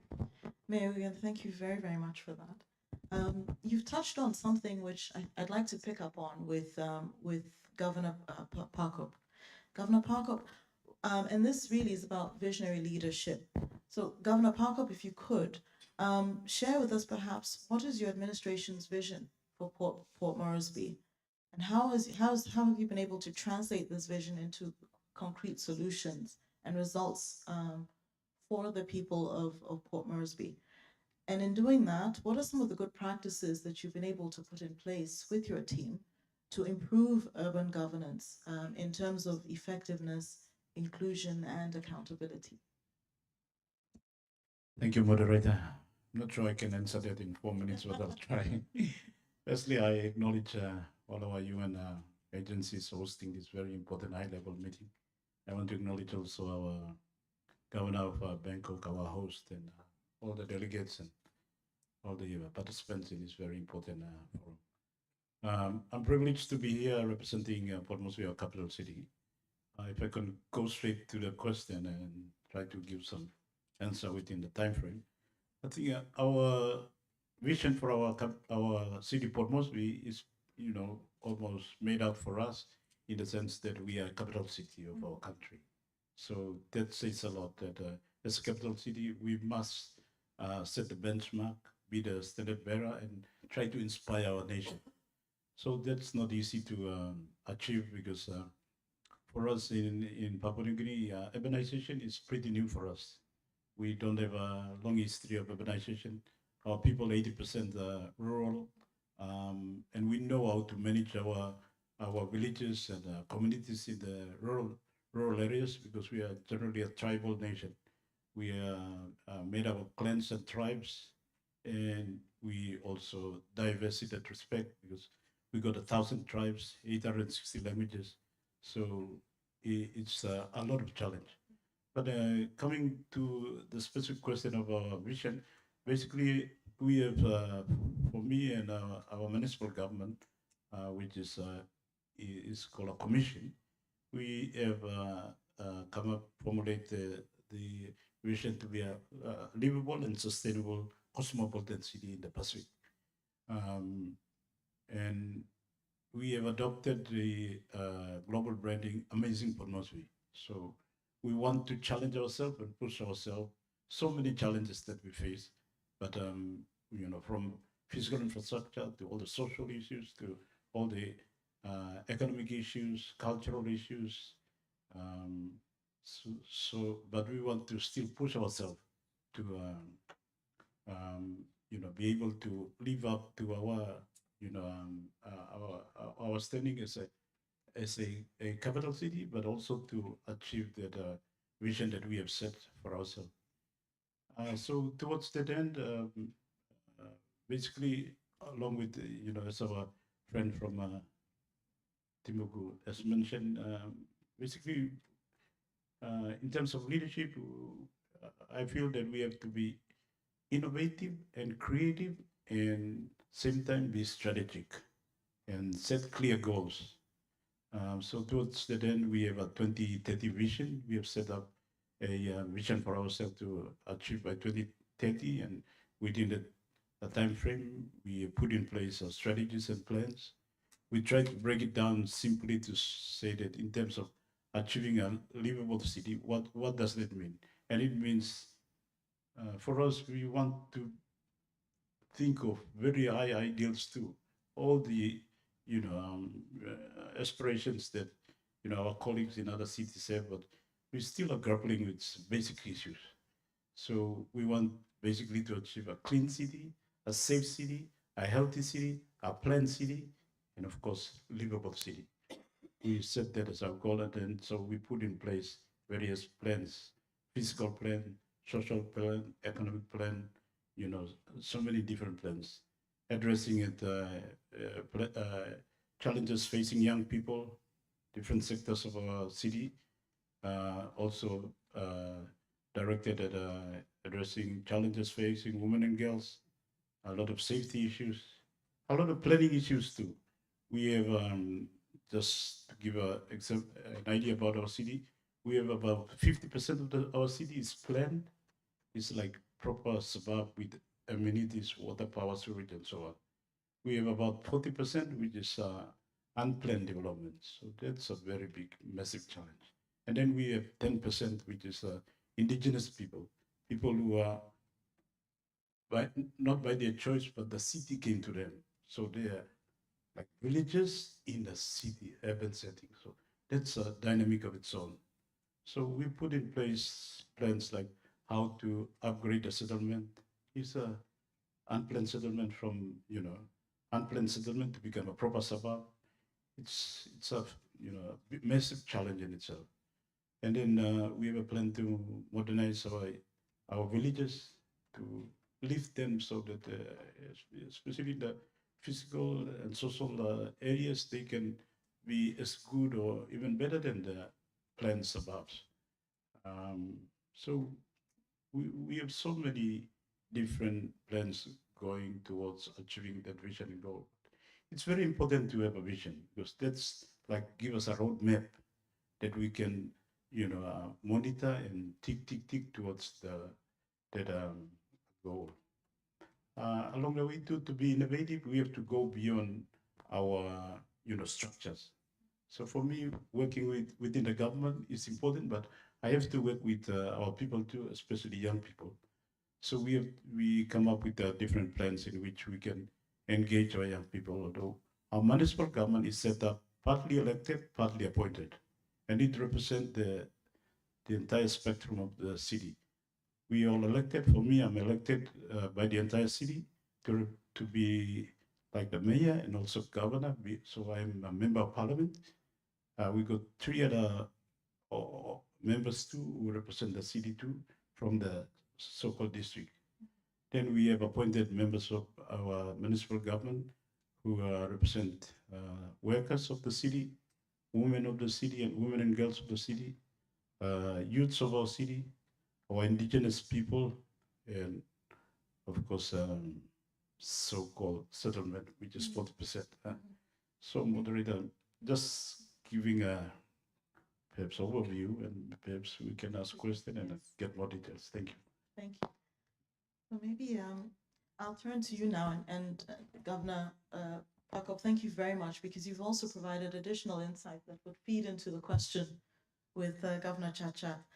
And these threads specifically are around planned and unplanned development, and really the story of the city meeting indigenous people because of growth. Governor Chachat, you're a governor of a mega city. And in that sense, there is also a bit of that planned versus unplanned, and expanding beyond what was initially envisaged. And in that sense, also engaging different stakeholders and empowering different stakeholders to adapt and innovate into meeting the needs of the megacity. So how would you say that you've been able to build this culture within your city administration that encourages innovation, anticipation, and here we're talking about foresight, and then also adaptability and decision-making? And perhaps you can share with us some of the strategies that you've used to empower your staff and your stakeholders to take ownership of the complex, evolving problems in designing effective solutions. So looking forward to hearing some of these examples in what you share with us. Thank you, Kun Violet. Yeah, I think Bangkok, we have about 10 million people, maybe 6 million registered, and we have 80,000 staff. So it's challenging to address the question you have. Maybe I share with you our humble experience, what we did, right? When we become a governor like 2.5 years ago, people talk a lot about smart city, to respond to the need of the people. And when our team think about the smart city, we think about this, right? This is an old train station in Bangkok, we got Lumpur. Behind it is a development of a smart city, green building, green economy. But when you look at this picture, the same picture, but in the lower right corner of this building, you see this, right? You see homeless people sleeping on the street. So I think as a governor, as a management, I think you have to maybe focus more on the people, on the we call it a people-centric approach. And that's how we solve the problem of the city. And when we talk about smart city, I think I like the book by Ben Green, right? Smart. You don't need smart city, you need smart enough city. Enough to solve your problem. Don't over-invest on the technology, right? So smart enough city, there are 3 circles, intersection, people, desirable. So you need to provide solution that people need. And business should be viable, not to over-invest. And then technology should be feasible. So I think these 3 intersections of the circle would be the solution for the complex problem of the city. And I think we have one example that really changed the way we work at, we call as BMA, Bangkok Metropolitan Administration. So we have one solution that really changed the way we work, right? Because I think Ben Green said it, technology cannot provide answers on its own. You need people to think about the problem, and then technology can help provide the solution. So I think for us, we need to find the proper technology that can increase efficiency and safety of the city. So the solution, you see the problem, we have so many, right? Traffic jam, as the Dr. Lim said, potholes, flooding, garbage, and everywhere in the city with 10 million people. So how to respond to the need of the people, right? So usually bureaucracy is bad to respond. I mean, it's a long pipeline, right? People have problem, they report to me. I tell my deputy governor, and there's a long line of the command. Usually, the letter to me, they need like 8 signatures before it reach my table. 15 days at least for one matter to reach. Maximum I found like 2 months, 20 signatures, very inefficient. I think that the private sector moved to platform already. So they use digital platform. If people have the demand, they just throw it on the platform and we have to provide service to them. No pipeline, no hierarchy. So we develop some, in fact, we use the people as our sensors to report the problem to us, the complexity. So we have 10 million people, so we have 10 million sensors who can report problem to us. You don't need to invest on it. So we develop some simple, in fact, we don't develop, the government developed it like 5 years ago. We call it traffic from do. That doesn't mean anything, just the name, but small application on your smartphone, right? And you can take picture of the problem of the city near your home, maybe like lights out, the flooding, the garbage not collected, and you send to us. With the GPS location, we can know exactly where the problem is, and it go directly to the people responsible. So sounds simple, right? I mean, you buy this application in many places, but it really changed the way we work. And the first day we launched it, the 1st of June, 2 years ago, there are 20,000 complaints report. It crashed our website. We didn't know that we have that many problems, in the city. And so far, 2.5 years about, we have 720,000 complaints. You see the lower, the gray box, and then we solve like 570,000 of them without me ordering anything. So people respond to the need. Our staff respond to the need of the people, and it is people-centric because they report the problem they have. So right now, total complaint like 720,000 complaints, and we complete 520,000 of them. No signature sign, no ordering from me, no budget increase, the same budget as before, but faster. And people now, instead of looking at me, they're looking at the people, our staff. And we have the rating. We know which department is good, is bad, how long does it take. So it changed the way that our staff look at me for order, for command. They look at the people-centric, and me providing support for them. So simple technology really changed the way we treat people. And then our staff, we have 50 districts. The director each district, they change the way they work, right? They assign staff to look at the needs of the people. They respond very quickly to what they need, right? And then problems that take years to solve now take weeks, and people was amazed what happened. And this simple thing really changed the way we work, the mindset of our staff, and they never get compliment from our people, right? The first time they get good compliment and they feel so happy. I think this is a really simple thing that changed. And we have complained, the first month is like 60,000 complaints per month, but now about 25,000 complaints directly to our team. You see, most of the time people report outside office hours, 39% from 8 to 4, but 61% report when they go back home, when they find problem in their neighborhood. And then you see the time to respond. First month, average case took 2 months to solve. After 2 years, it takes less than 2 days to respond to the people need. So I think to manage a city, you need to find the proper technology that respond to the people need. And I think this one is very democratic, right? Because everyone is treated equally on this platform. You cannot tell which one is my friends there. And yesterday my friend called me, we have problem in our street, please fix it. I said, use the application. You told me I will forget it. But if you put on the platform, it will be there forever. And if it's not fixed, I will know. And I know how long does it take. So I think, summarize, I think there are many technologies available, but you need to use the proper technology, not too much investment, and then it must respond to the needs of the people.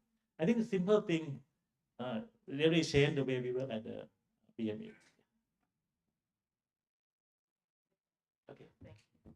Governor Chacha, thank you very, very much for that enlightenment. I think it links perhaps to my next question to you, Mayor Vivian. And this really then goes to around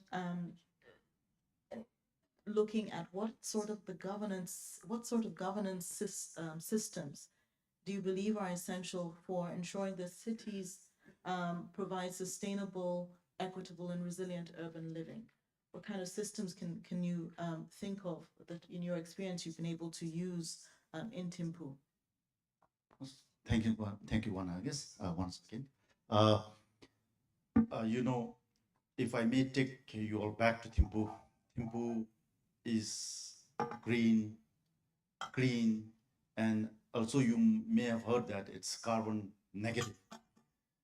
But then to really keep that, you know, intact, the challenges lies ahead because of the climate change, the social inequalities, then also because of rural-urban migration, and then rapid urbanization.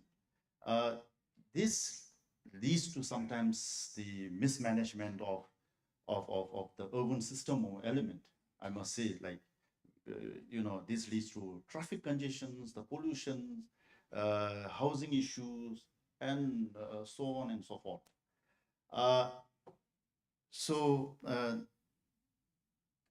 To really counter that and to really take care of all those, as you mentioned, there are a lot of governance systems and attributes which may come in list. But then for me, what is so important, I must say, is to empower the local governance. That is, I think, very, very, very important. It is so simple as that, you know, but then every city around the world struggle to have that empowerment. When I say the empowering local governance, it means to say that, you know, giving autonomy in functioning, or maybe, you know, empowering it, the finance and resources to the local levels.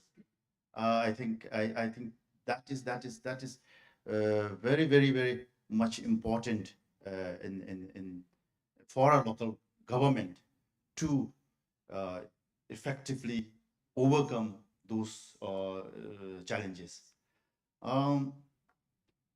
Of course, despite that, there lies again a lot of challenges ahead, and but then as a mayor, what I really do is to capitalize on the inclusivity, transparency, and empowerment driven by the data decisions. And I think that is very important. Once you are clear about that, having included all your stakeholders, even the people, as the governor mentioned, and also being so transparent that what we are going to do, what we are able to do, how things are going to be, and also empowering them to come up on their own, you know, with their own innovations, with their own creativity, and then, as I mentioned, backed by the data-driven decision. This all comes through empowerment, through inclusivity and transparency. Once we have that so clear, then you know, it is not really possible to manipulate, since it is really data driven, and I feel you know, it will be very, very important to tackle the challenges currently, and also we are very much prepared for what is for the challenges that we are going to face in the coming future. So I feel this is so important, the inclusivity, the transparency, empowerment by the data-driven decision, and that is all inclusive. Thank you. Thank you very much, Mayor Dorji. Let me perhaps now ask Governor Pakop the same question. What governance systems or attributes, in your experience, do you believe that are essential for ensuring that cities provide sustainable, equitable, and resilient urban living? And when you think through your experience in Port Moresby, what are some of the critical capabilities that you believe that city leaders need today to effectively respond to current challenges and the uncertainty of the future? All right, thank you. I think for me, the most important part of this equation is having a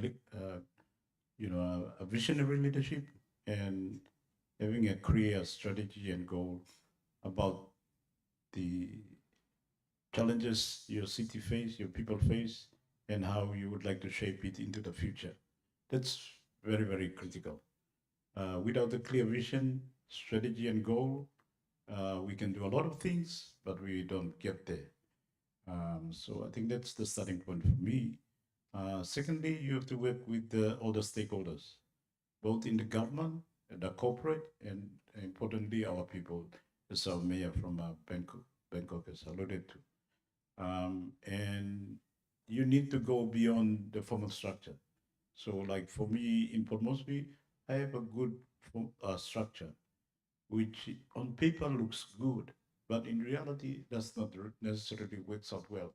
Like for example, we have members that we appoint, our municipal government, the entire municipal government appoint. In the past, I used to appoint as the chairman of our municipal government, but now we've changed the law so that the entire government, like our cabinet or board, we all appoint. So we appoint the women's rep, the youth rep, the workers rep, representative from the corporates, representative from the faith organization, and of course the indigenous people, they are autonomous government. They, have two representatives in our municipal government that are elected. So it looks very good on paper. It should work because we've got a representative for women and girls to really mobilizing women and girls.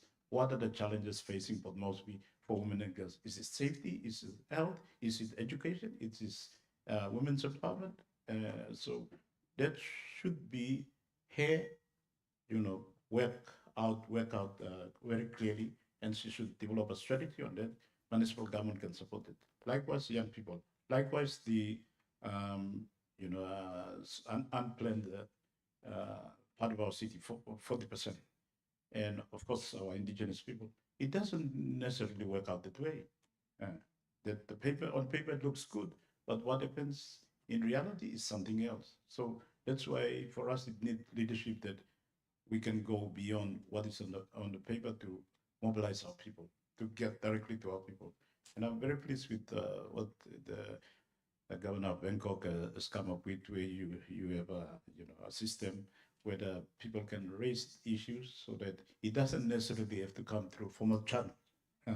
So this is something for me as a governor, I have to respect formal government structure. I have to make it work because we are in a government and the government system must work.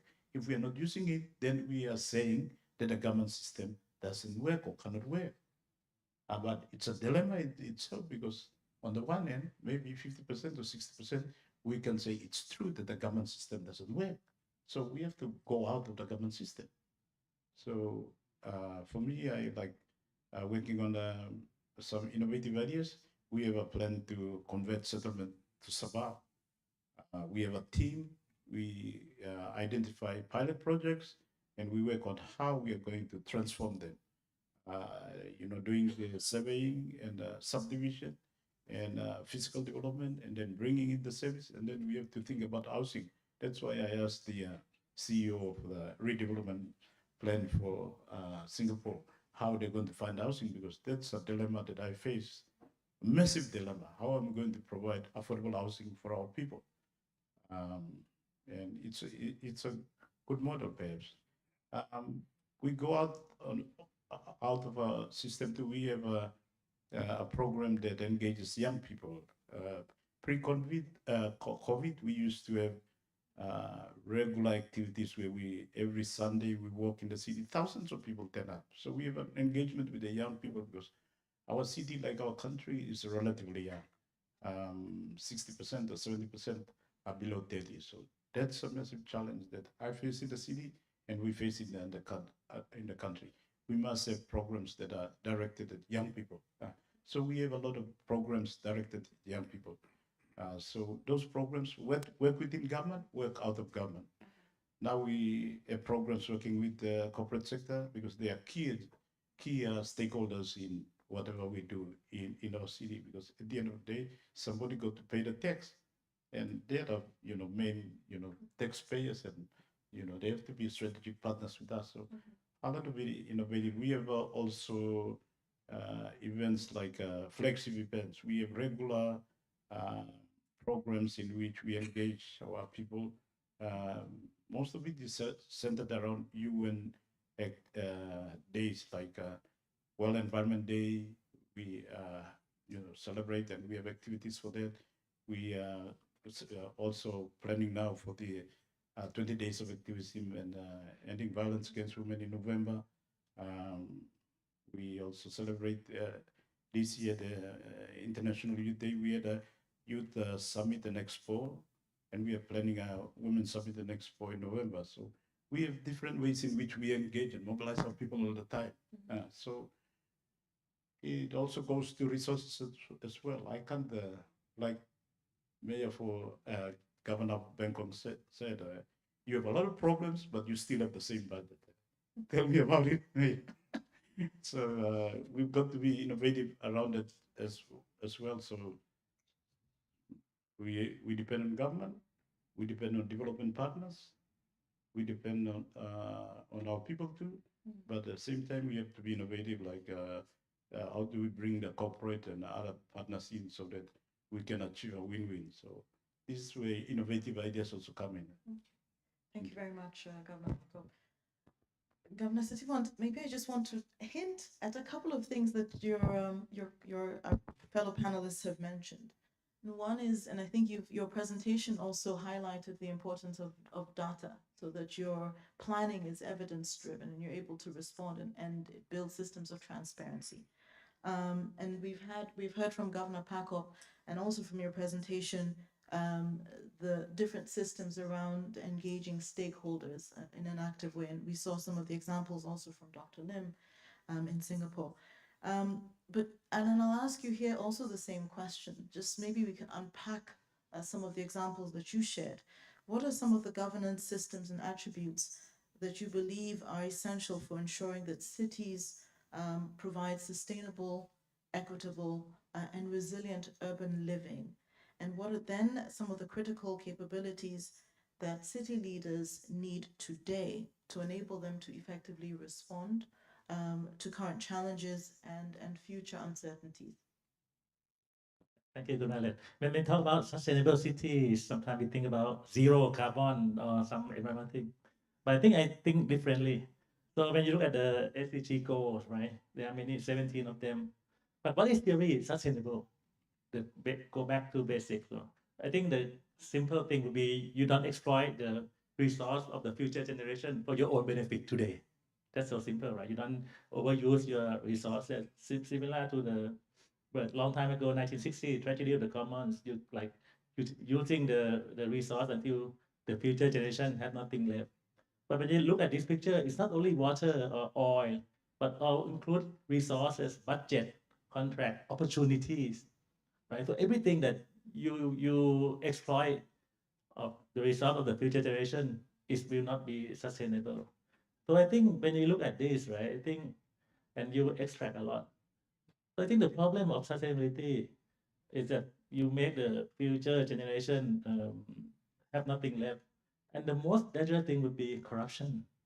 I think I would say that corruption is number one enemy to sustainability. And I think maybe that's why Singapore, you can reach many goals of sustainability because the corruption is very limited. So if you don't address this, it's like elephant in the room, right? You may talk about 17 goals of UN, but if you don't address corruption seriously, you won't be able to achieve any sustainability in your city or your country. So I think that's our main goal, right? So we start with data. I think with open data, open service, open contract policy innovation, with all this, you can help improve transparency and reduce corruption, right? So when I first became governor, after 1 month, I issued a executive order that all data in our organization should be digitalized and be used by the public. in a readable format, not in PDF, but in readable format, right? We open fiscal year budget to machine readable, and people can investigate our budget in each project, So many people come and take a look, right? So you can see that the people, more than 3 million visit in 1 year from 400,000. When we start open data, people want to see it, So I think this may be the first step to become sustainable city, and we improve our license approval instead of, because there's a lot of corruption in getting the license, building permit and everything, right? When you have face to face. So now we do online license approval, so you don't have to meet face to face with the officer and then online. I think this will help reduce the corruption and improve transparency, right? And you can follow all the projects, all the procurement, all the construction project online. How fast it go? What is the budget? Who is a contractor? So with all this open data, you see more transparency. People feel more confident in what we are doing, right?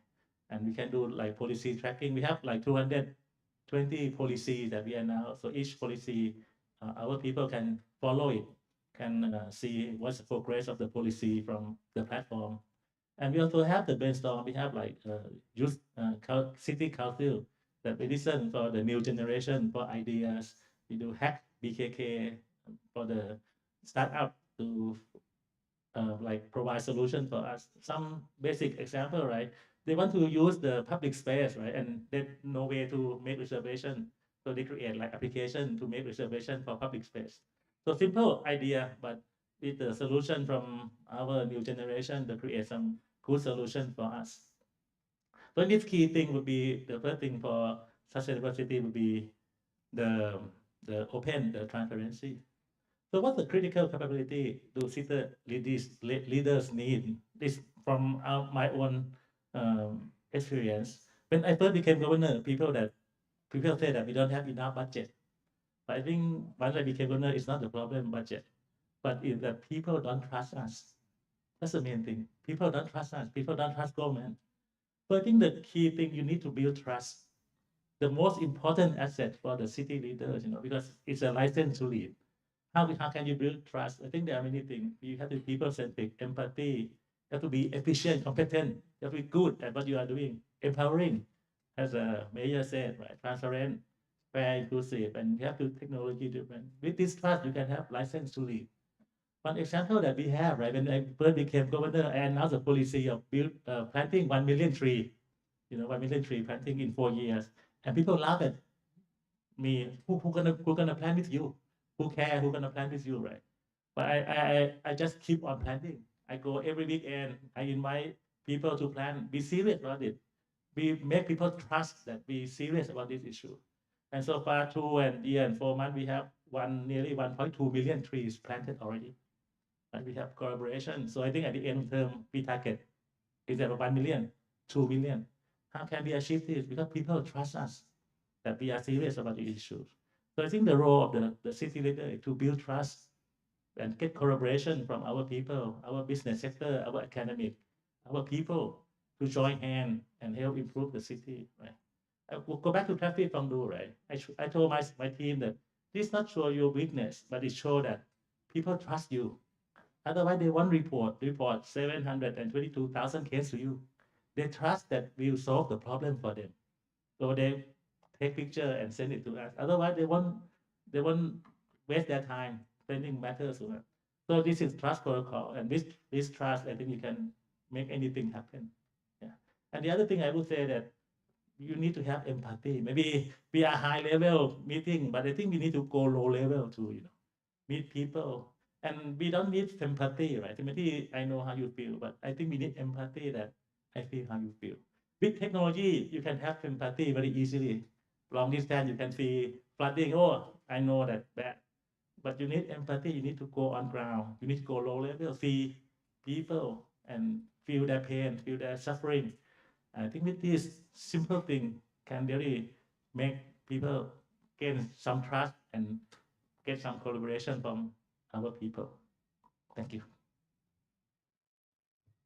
Thank you very much, Governor Thitiphong, and really thank you all. You've given us a lot to think through, and now I'm going to invite the participants who have questions, please do introduce yourself and your institution when you speak, but the floor is open now to all the participants. I'm seeing Doina and so 1 and then 2 and 3. So Thank you very much, Violet. I'm Doina Gimit from UNDP Regional Hub here in Bangkok. A quick question to all panelists. At UNDP, we are always striving to make gender balanced our panels at different events we are organizing or co-organizing. So as everyone can see, today our efforts are not successful for objective reasons. So my question to all of you is, what do you think stands in the way of women becoming local government leaders in Asia-Pacific region, including mayors or governors of like large urban centers?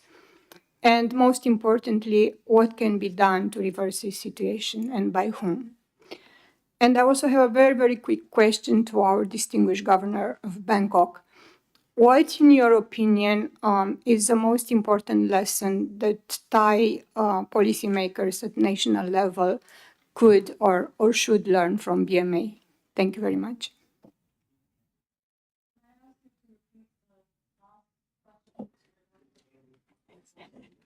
What is the main lesson, if you can pick up one, that you think Thai policymakers at national level should learn from BMA? Thank you.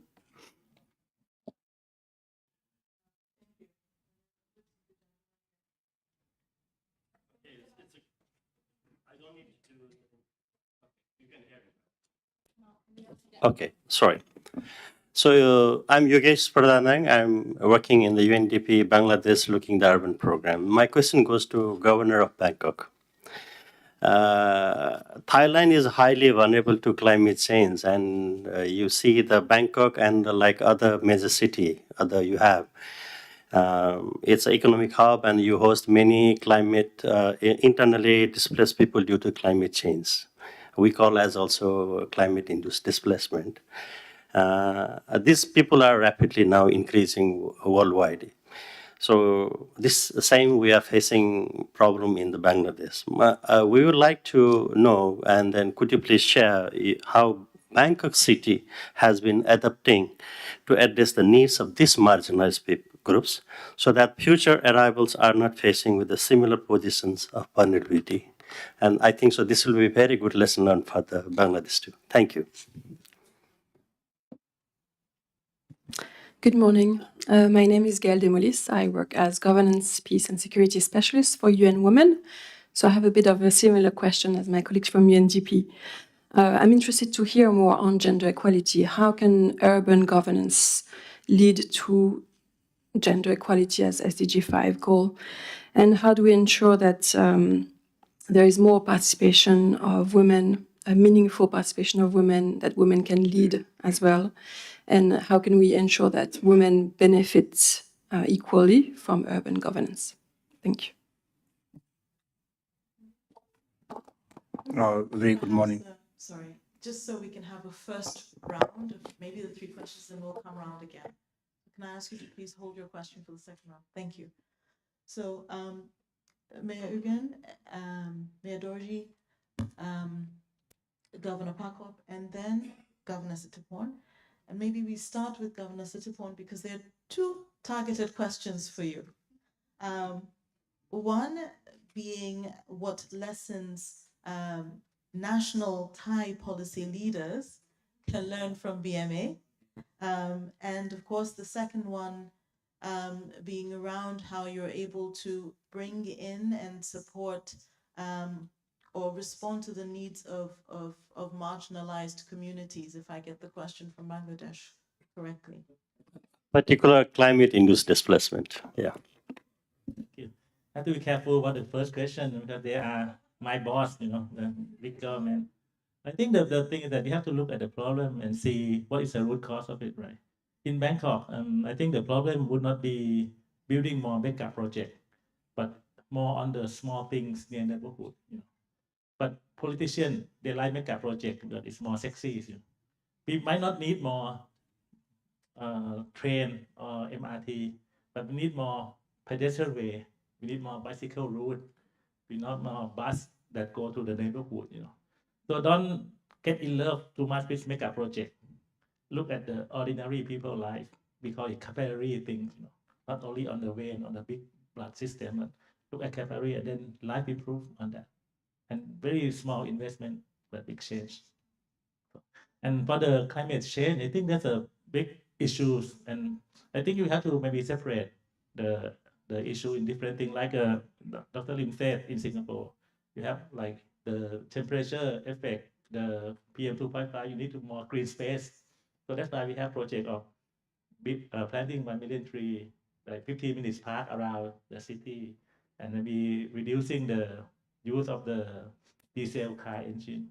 For the seawater rising, big problem that you need long-term address. So I think we have to put this to the big government. We need like maybe dike along the river and also the Gulf of Thailand to protect the sea water rising. So I think you need a long-term plan on that and see what the effects. So I think Dr. Lim said quite well, like temperature rise, right, the sea water rising, and you have like the rain heavy in certain area, like rain bomb. So these are the maybe few things that happen. So you have to address that separately. Regarding the gender equality, I think the important thing would be you have to put it in your vision. Like our vision would be a livable city for all. You can make livable city easily, but for all, that's a challenging thing. So you put this in your mindset, in your DNA, that should be inclusive for everyone, not only women, but disabled person, everything, and you will think about them. The key thing would be meritocracy. You evaluate people on their capability, not by their sex or by their appearance. So you have, but in fact, in BMA, I think we have more ladies than men in our BMA, because they are more maybe capable in doing the exam and everything. So we promote that. And so I think the meritocracy, that you evaluate people by their capability, would be the key thing. Thank you. Can I ask perhaps Mayor Dorji and then Governor Pakop if you would like to answer the questions, particularly around fostering gender equality? All right. Like you all struggle on this very issue, we also struggle on it. If you look back, in the previous local governance, we had 2 ladies out of 7 representatives. Today, in my local council, we have only 1. So despite giving a lot of opportunities, sharing a lot of thoughts about it, it's still very much struggling for us to have women participating in the local governments. But then what we do at the moment, we always make that one lady to come out, make her the champion, make her share, the thoughts, the importance of, getting involved, importance of the women to be part of decisions. So by doing that, whenever we ask her to come out, share her thoughts, and encourage all the women around, that is where some are showing interest, and they also intend to compete in the coming local government elections, or maybe any other election that may arise. One thing that we also did, we were focused more on public transport in Tempo, because it's a small city, a lot of traffic congestions, and we are mostly dependent on road transport. So previously we had a conductor for our city bus, and those were all ladies. But then suddenly we digitized everything, we are trying to become digital. So with the smart system and everything, and that is where we realize that some of them, they are going to be laid off. Then with my director, City Bus Services, we discussed and looked for an opportunity how we can upgrade them. And we asked whether they are interested to become a bus driver. And it looks like all of them are interested. We had 7 conductors. All of them are interested. We discussed with BCTA, we call it now, elsewhere it is called RSTA. So then we gave opportunity to go for a training in one of the vocational training institute. And then all 7 of them came back with the flying colors. And today, for the first time, we have 7 ladies driving city buses in the city. And then such kind of things should be promoted so that ladies definitely will take interest to come forward. Thank you. Thank you. Right, perhaps I'll address the question of gender equality, women's empowerment. Firstly, like for me, this is a very important agenda for me because at the parliament level, I'm chairman of our permanent parliamentary committee for gender equality and women's empowerment. In the last parliament, I was the deputy chair of the special parliamentary committee addressing gender-based violence. Our parliament, Papua New Guinea, I think, as most of you know, it's 98% men, so that says a lot for itself. It's a lot to do with culture and our tradition, and breaking that down is not easy to overcome. But we have made progress at the national level. Now the Special Parliamentary Committee, which only alive for one parliament, has come to an end, and we have converted the committee to become a permanent parliamentary committee. So I'm privileged to be the chair of this permanent parliamentary committee, and our task is to conduct hearing and look at different mechanisms by which we can promote gender equality, women's empowerment. This year we have not been very active because a lot of our political dynamics in PNG, which you all don't want to know, has consumed most of our year. So at the national level, it's a very big challenge. We, for example, tried to get initially 22 women into parliament as a temporary special measure. We got defeated by 6 votes. So we tried to reduce it down to maybe, at least we tried with 5. That's even a very big hurdle for men in parliament too. So we're still working on it.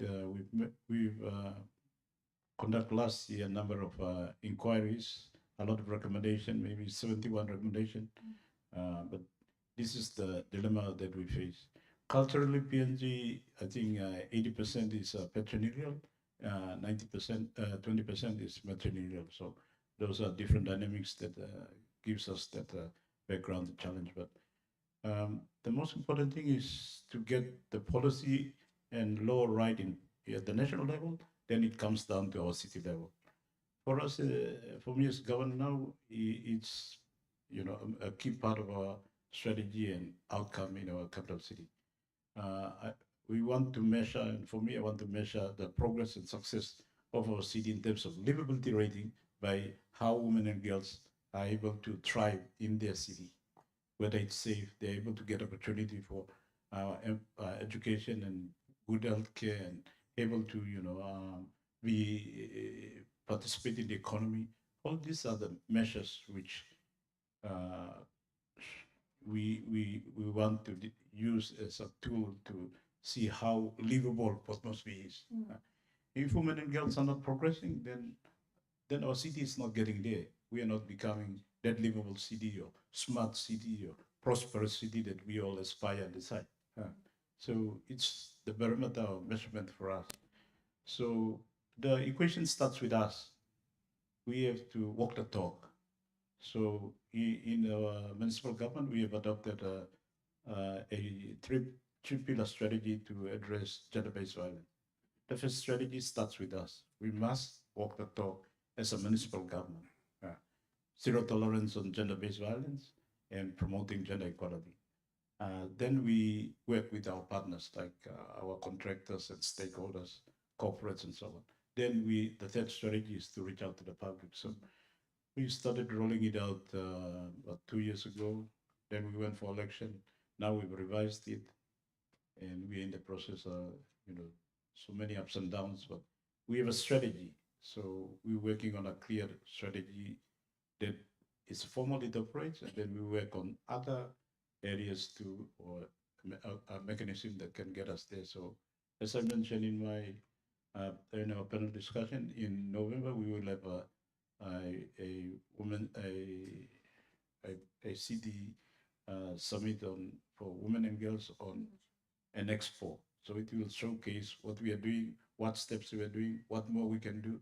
So we try to be proactive, using all this formal system, but also informal system to trying to create space for women, opportunities for women. We got a scholarship too in the city, so we try to balance it 50-50 or as much as we can go.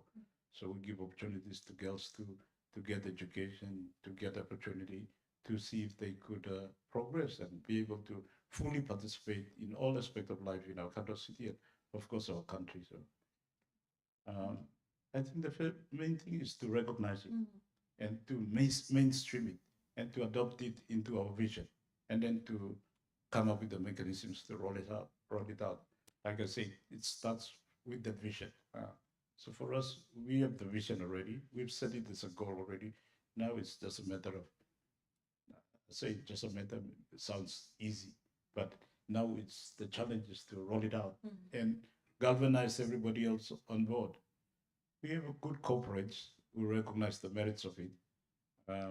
They are doing much better than government because the corporates, they see value in women.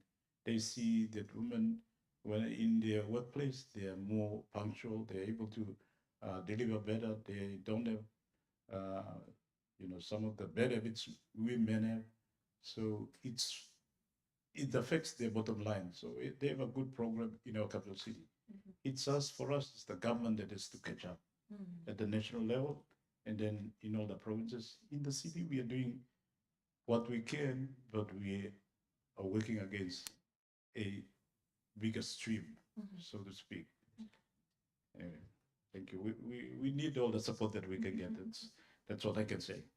Governor Paco, thank you very, very much. I just recognize that we're over time already, and so with deep apologies to the participant who was not able to ask his question. I hope you can ask it in the next round.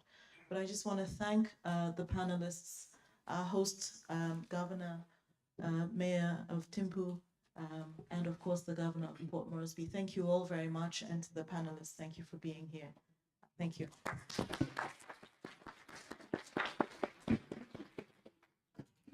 Thank you, Ms. Bafour. We will now take a 10-minute break. We will reconvene at 11:20. We will reconvene at 11:20. Thank you.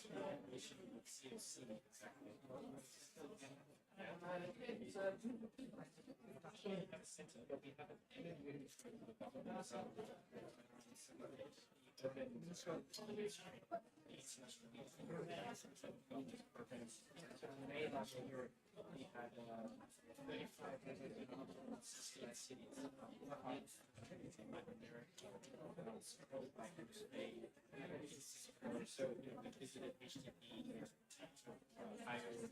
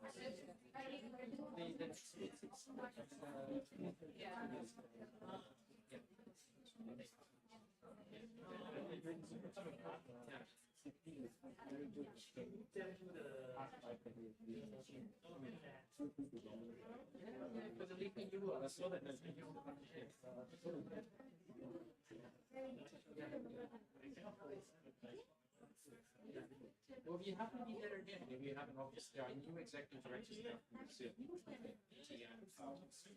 sure a lot of I think that Singapore government supported the exchange with the 16 cities in Latin America. Bilateral exchange. I mean, I remember, they were interested in issues of housing. I remember just finding out, for example, Singapore exports from Colombia. Import. Yeah. So, you know, these types of things. So I think, you know, that's the area we'd be interested to look at. So kind of the supply chain and distribution of like farming systems. Singapore is a leader in some of the farming. I think aim to be 70% self-sufficient, 30%. By 2030. That's easy to remember.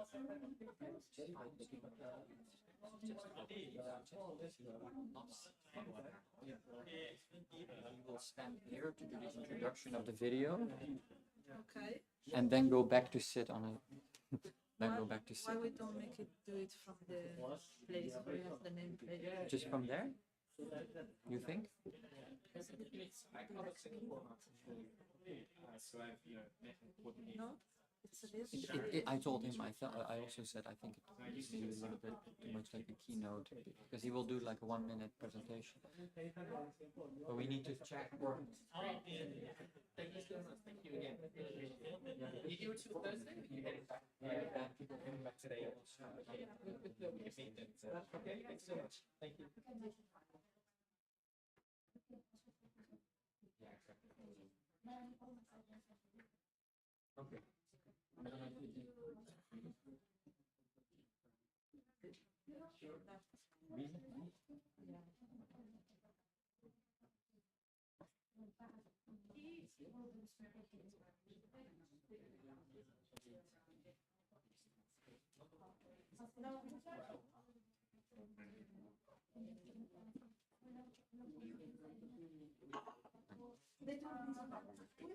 Yeah, I know, but. No, I think we should change the whole set. Yeah.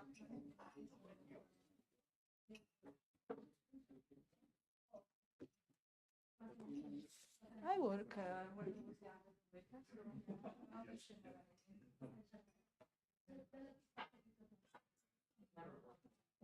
No, really? Oh, you're privileged. I come to other This one F&B. This is what we are paid for. Yeah. I used to work in a bar for a while, so. Yeah. Not there? Yeah. The drinks kind of up to beer. If you go there, it's oh, yeah. That's a skill. That's I mean, like, it's not easy, right? No, it's not easy. Yeah. Especially when you drop something. Yeah. 3 is probably my best. I will tell Three. Yeah, yeah. Easiest. Yeah, yeah. Yeah. And now they've got the ones that are like they're really big on the rim and it's inside there's not a lot. That one's harder because it's harder to balance. I can. I mean, you also can if there's it's impolite to stay seated there to do the introduction. I think so.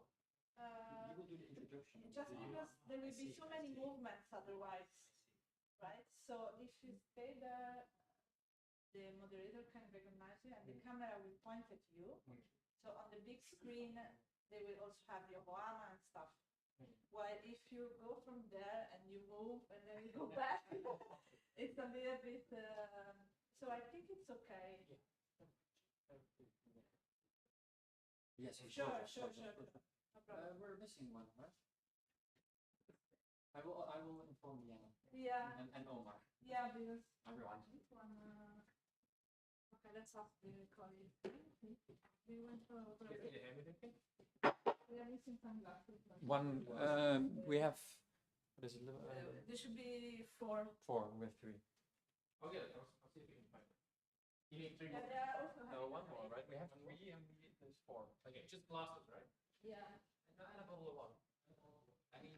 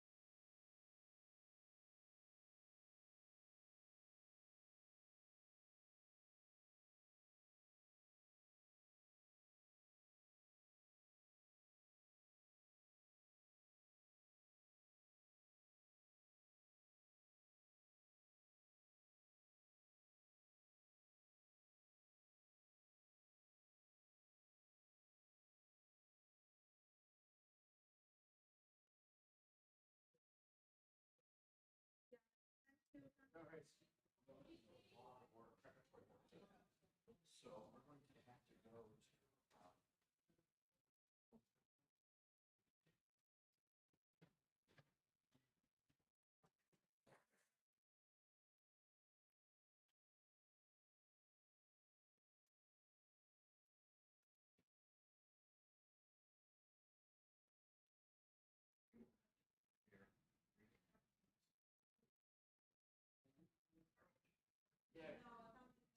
somebody said to check with the event manager in the room, but it's no one.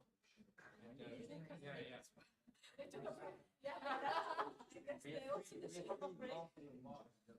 worry, we will bring after it started. Why, these letters are the old ones? Okay, these are the new ones, but. Okay, this one at least. This was used. Yes, that will be. Didn't bring like a bell. Maybe the bell from the phone. Hey, these ones are used, right? No, these are used. Ah, okay, okay.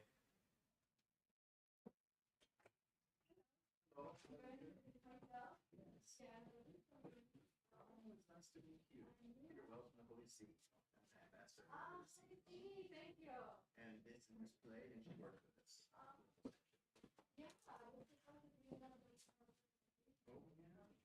We've been here for a long, long time, really since 1511.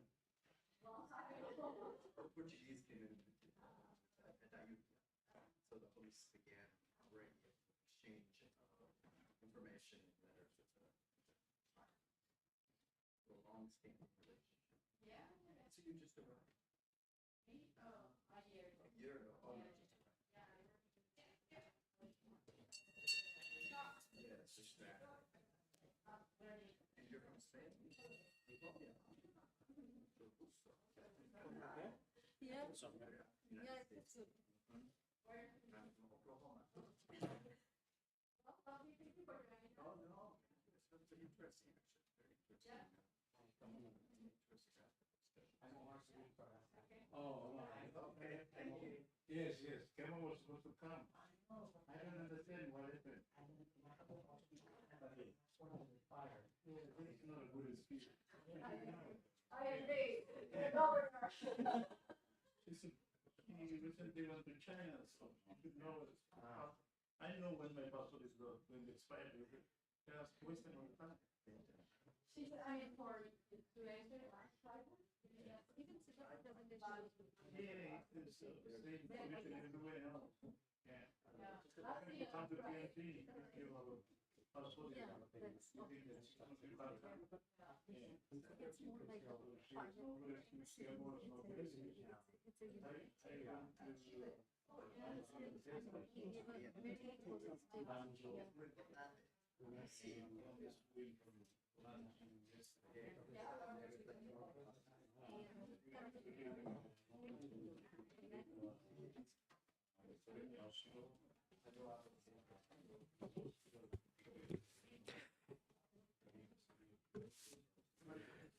Good morning, Excellencies. As we will restart shortly, may I kindly request all participants to please take your seats for panel number 2.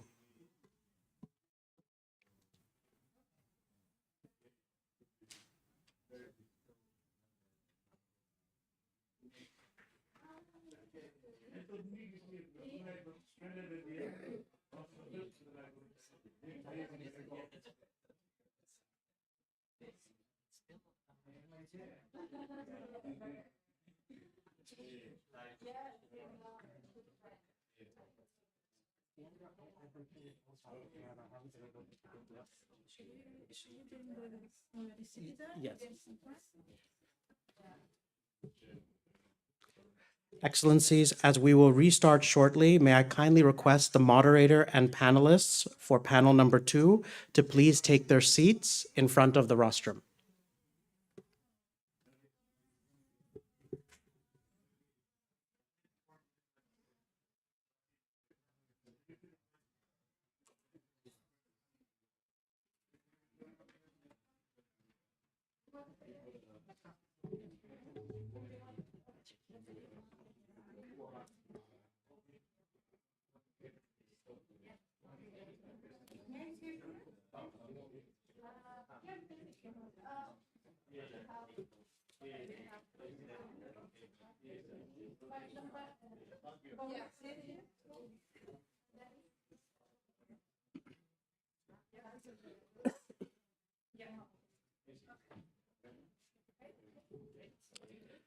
Excellencies, distinguished delegates, let us continue with the second panel on the topic of collaborative leadership for an equitable, prosperous, and sustainable urban living.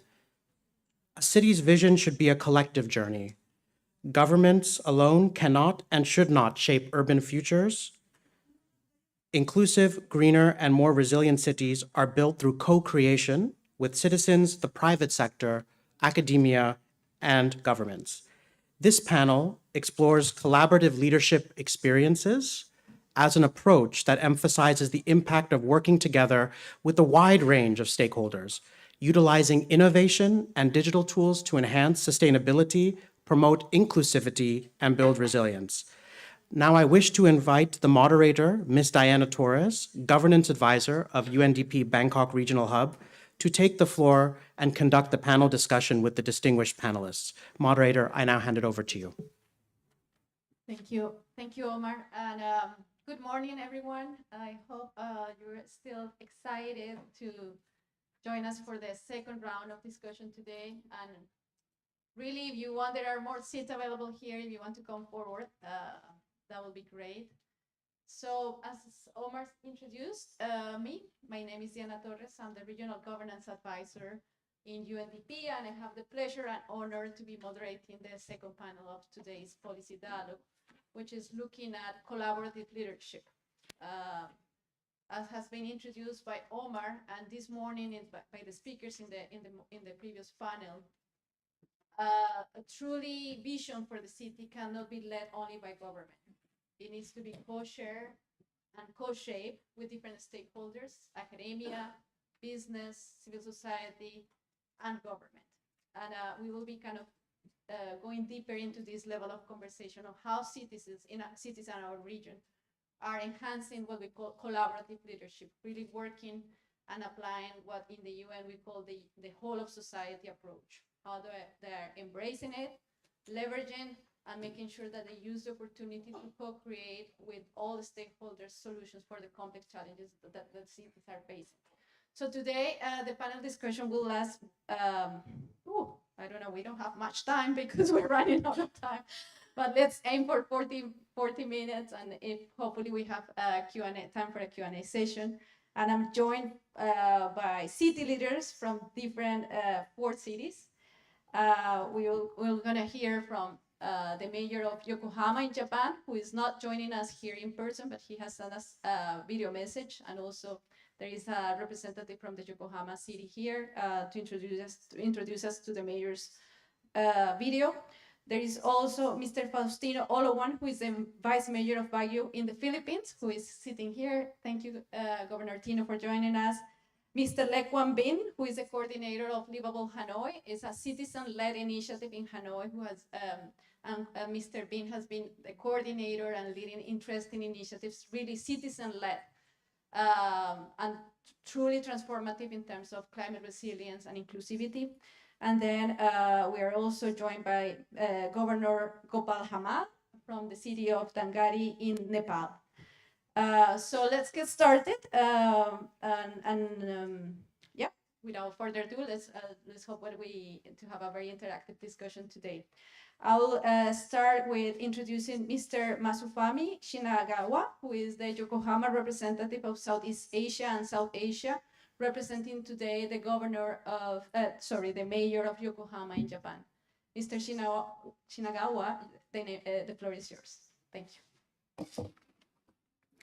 Good morning to our distinguished guest organizers, Mr. Christophe Baouet from UNDP, Ms. In Yang from ESCAP, Ms. Kazuko Ishikaki from UN Habitat, and Mr. Chachat Sitipang from Bangkok Metropolitan Administration, and all people present here today.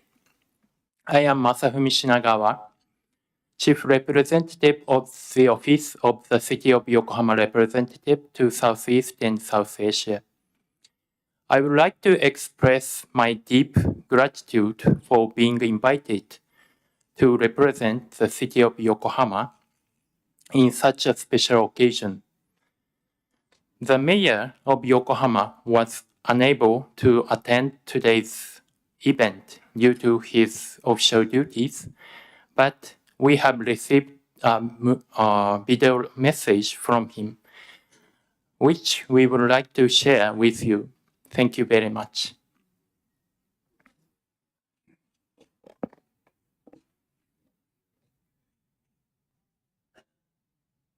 Good morning, everyone. I am Mayor of Yokohama.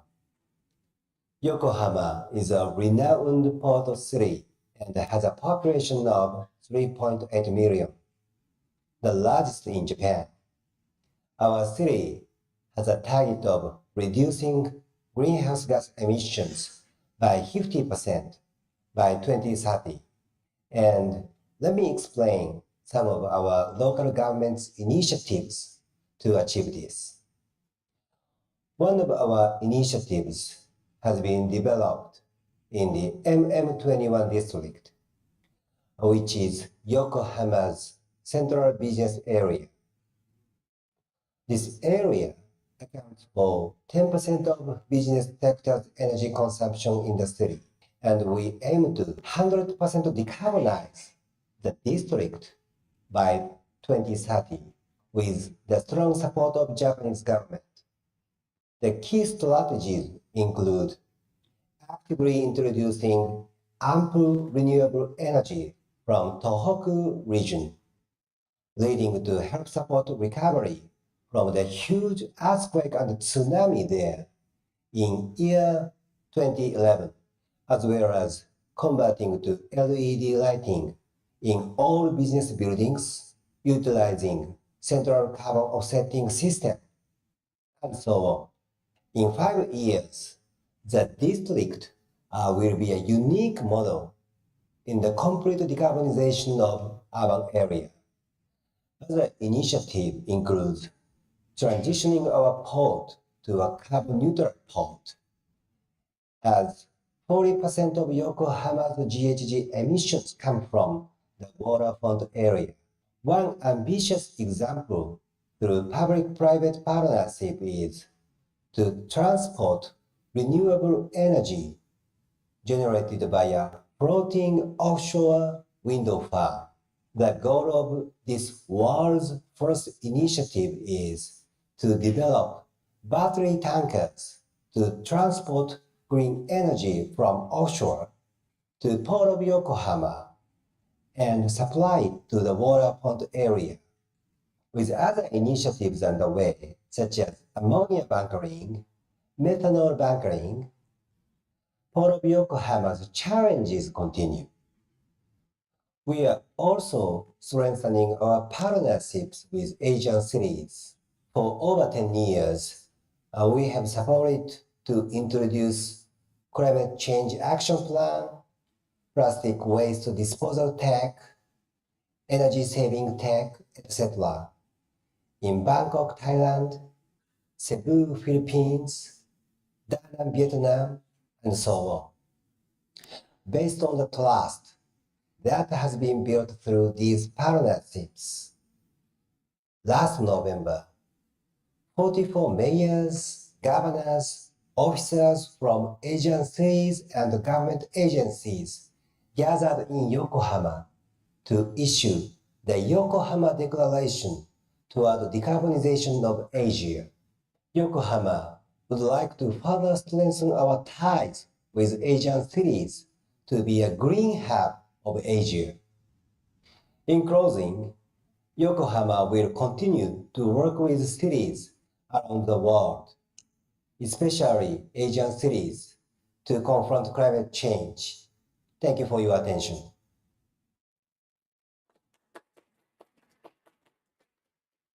Thank you. Thank you to the mayor of Yokohama, Dr. Yamanaka, and to Mr. Shinagawa for your representation today of the city of Yokohama. I think the video message is quite spot on in the sense that is highlighting and showing us the relevance of public-private partnerships when it comes to addressing and drafting solutions to climate change, and to kind of implementing and driving an urban vision and the ambition that the city of Yokohama has in terms of decarbonization by 2030, at least of the business district.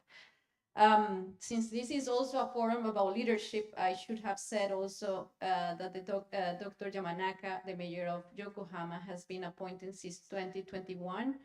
And prior to entering politics, he served as professor and dean of the data science at Yokohama City University. He's really an active champion on leveraging data-driven policymaking and decision-making, as we can get a sense through his video message. Great. With this, then, I will move the conversation of today to the Philippines, to Baguio City with the Governor Tino. Mr. Faustino Olawan has served as Vice Mayor of Baguio City since 2019. Prior to his current role, he was the City Councilor for 2 terms, during which he contributed to policies related to urban planning, environmental protection, and social welfare. He's a member of the Protection Management Board of the Lower Agno Watershed and Forest Reserve, underscoring his commitment to environment conservation.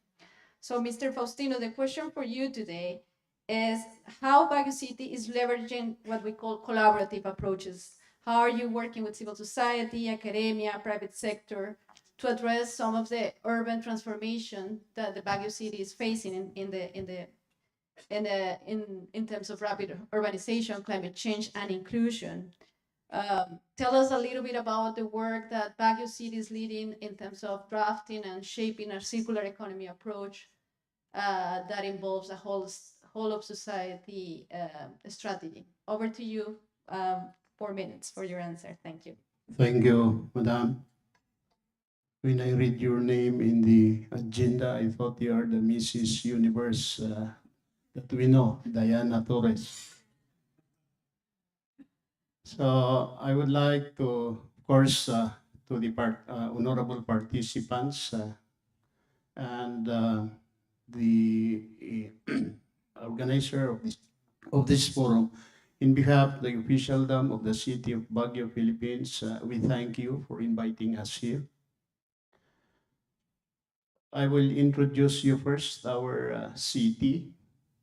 Our city was, of course, founded in 1909 by the Americans who built Baguio City, and with an area of around 57 kilometers radius, supposedly for only a population of 25,000 residents. But today we have for almost 400,000 residents in the city of Baguio. Baguio City is the summer capital of the Philippines. You can visit Baguio. It is a natural aircon. It's a cold city. So,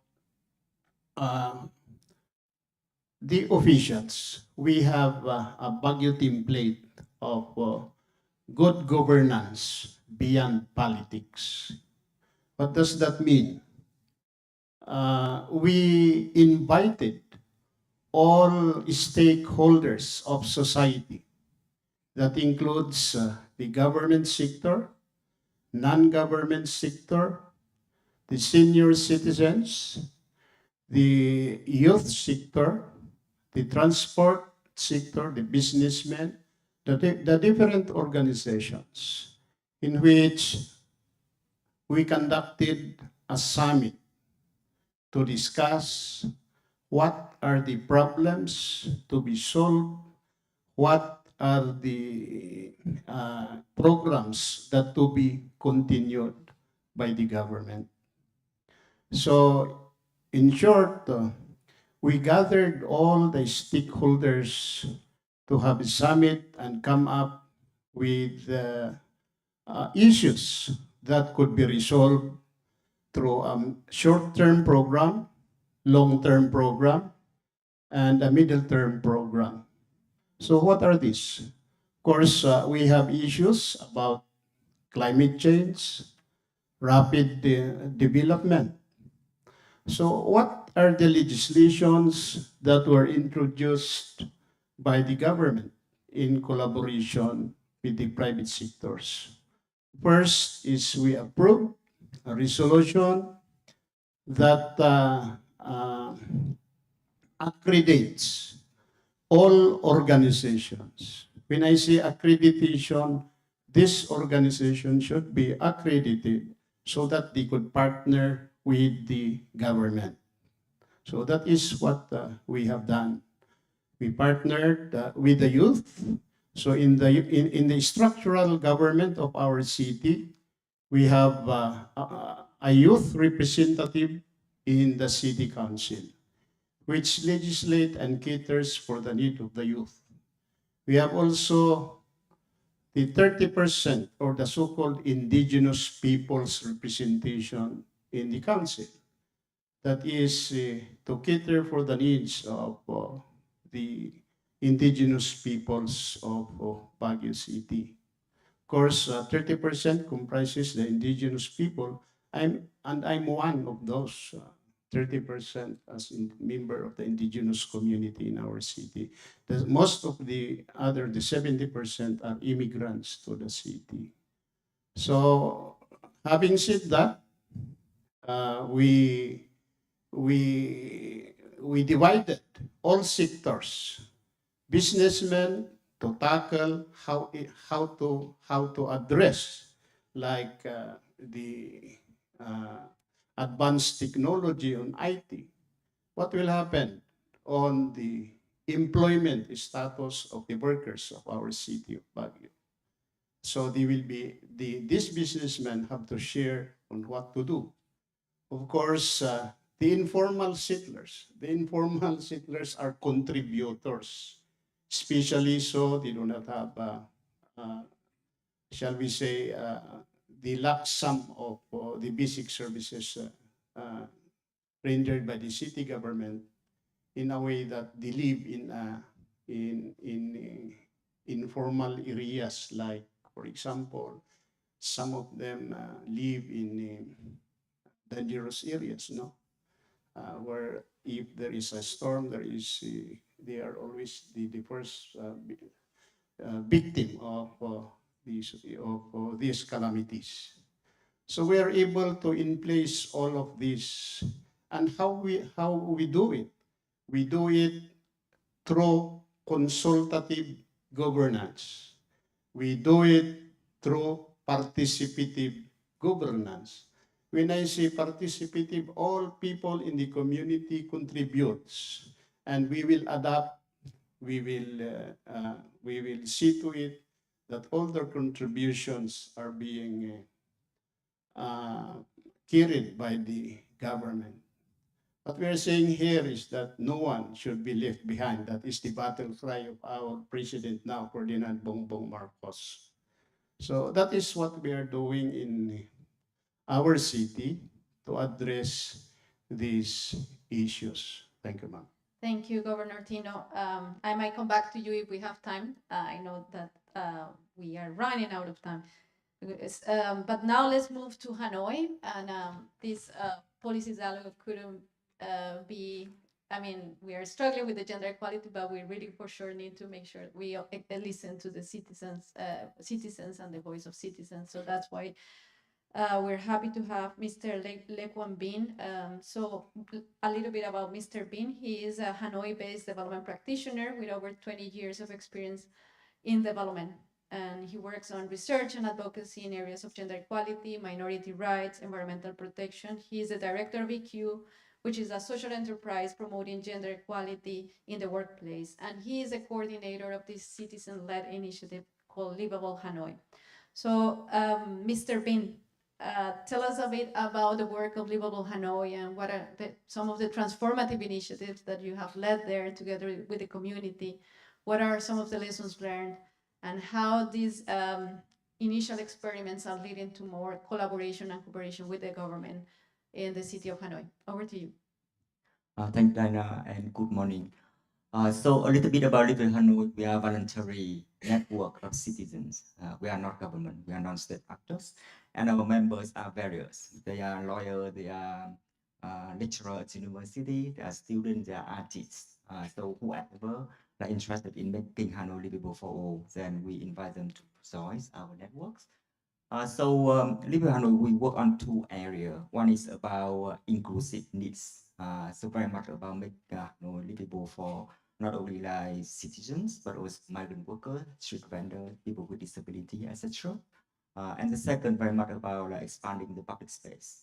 because we know that in urban area we need public space so that people can have collective action, can come together. Just like a house, we need a guest house, right? So like the city, we need a public space. So that's why we focus very much on that. And a little bit about one of our projects I was invited to talk about. So when we work with migrant workers, we follow the migrant workers. They stay, I don't know whether you're in Hanoi or not, but in Hanoi we have inside the Red River Dike is the inner city, and outside Red River Dike is kind of like near the river, and normally it's where migrant workers live because that area is cheaper. People can pay rent, and it's also closer to the urban city like the Hoan Kiem Lake. So it's about 2 kilometers away from the Hoan Kiem Lake. If you was in Hanoi, you know that. And when we came there to support migrant workers during like COVID, because we want them to survive through the COVID, where the social lockdown was us. So we also learn about that area, and we also support them after COVID, so that they have like a capital to recover. And we just discovered this area outside the Dai about like 40 hectares of land with big tree, but a lot of trust. That's kind of like the dumping area for people to through like construction trust, household trust, etc. And so we think, wow, it's such a big area. And Hanoi is like a public space and green space. So why it's a waste of like green area? So we decide to pitch the idea with the local authority. We say that we're thinking of like, because I was in New York and I know about Central Park. And we have a dream that, okay, if we convert this area into like a park, it's a huge park for Hanoi people. And it's really good opportunity for people to reconnect with the nature, like the river, the tree, etc., and the bird, because there's a bird there too. So we pitch the idea to local authority to convert that. And actually, the local authority, like they know the area, and they actually organize different campaign to clean up the area. But after the campaign, people threw trust again. So we think that we need a new solution. So we think that we need to transform the public space, make them into kind of like community-based playground or forest garden, so that people can make use of it and own that and take care of it, and then they will manage it. So that's why we design together with other organizations, like Think Playground, Keep Hanoi Clean, for example. We consult the local community and designs like a playground that inclusive, not only for like children, but also for women, people with disability, etc. So that we pitch idea to the community after the approval of the government. And to be honest, at the beginning, we received a lot of resistance, suspicion. People thought that, why you kind of come here and want to make this area better for us? And they thought that there might be some private interest behind that. Maybe they want to make it a restaurant or a car park or something like that, rather than for public space. And then we need to kind of like draw the plan and the design and display that in the community, so that people know that, okay, this is the plan, and people kind of like know and transparent about that, and they start watch out how to do that. And then we start the project. At the beginning, people said, wow, they watch, like, do we really like do that as we promised? And then they saw that the playhouse like formulated, and they start to join and participate.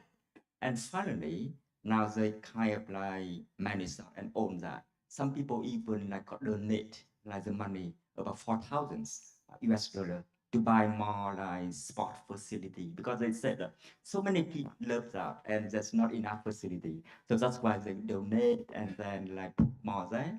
And even some young people, we didn't put like gymnastic sport facility, and some of them just brought from their home to put in the garden so that they can place together. So you can see that people bring this or like property to the public space and place together. So it's kind of sense of like community is so strong there. And you know that up we just hit by the Zagi storm. You might heard that's really strong Zagi storm, and the area was flooded. But when the water recede, people like clean up and repair the damage, and because they know that it's their like public space, so they manage that, and they now it becomes so vibrant again in that. So that's kind of like a small project that we work, and the local authorities support that very much. And they even invited us to share the lesson, because now Hanoi have a competition to design the Red River graduate construction in that area and include in that design competition like the project area. So we was invited to talk about our experience for all competitors so that they learn about the inclusive and ecological approach. So through that, I just have three things we draw from that very quickly. The first thing we think that very much important to engage people from the beginning. We can receive the resistance when people participate. They observe the transformation, they use that, and they own that, and they will take care of that. That thing is very important. The second, very much about transparency. A lot of doubt, a lot of this system because they care about public comment. So if it's very much about that transparent, then people will participate. And the last thing I think, especially in Vietnam, we think that collaboration is very important. Collaboration between civil society organization with local authority, business. Because actually the budget for the project initially raised by individual. So we organize like fundraising event and people donate that. And after on we like have support from like business like Ford Motor Company, some embassy, like Denmark embassy for example, small money. And now it become like the platform for people to invest. And a lot of other idea and school and issue comes an artist. They make that like space more viable, more artistic and become a viable part of Hanoi now. So that's really like exciting like experience for us, and we hope that Hanoi will replicate that in the future. Thank you, Mr. Bin. That's really a brilliant experience of Hanoi, and although it's easy to say that we need, and cities are leading citizen participation and involving citizens in their urban transformation, is more often a commonplace and really a reality on the ground. And we need to bring forward more of these examples that are happening across cities around the world. My own city, Bogota, cities like New York in Europe now are adopting these practices of really allowing and enabling citizen initiatives and innovation to take to design urban space, to design solutions for climate change, and this is exactly some of the experiences that we want to see more and more happening across the region. So with this, now I'll move to Dangari in Nepal. Mayor Hamal will speak in Nepalese, and then there will be consecutive interpretation by my colleague. And then the main focus of the conversation will be about the leadership that Governor Hamal, Mayor Hamal has in terms of driving transparency, accountability, and anti-corruption. His government has been focusing on really increasing transparency and tackling corruption and in building trust again with citizens while driving transformation. So tell us more about what are your initiatives and what are you learning from this experience, Mayor Hamal? Thank you.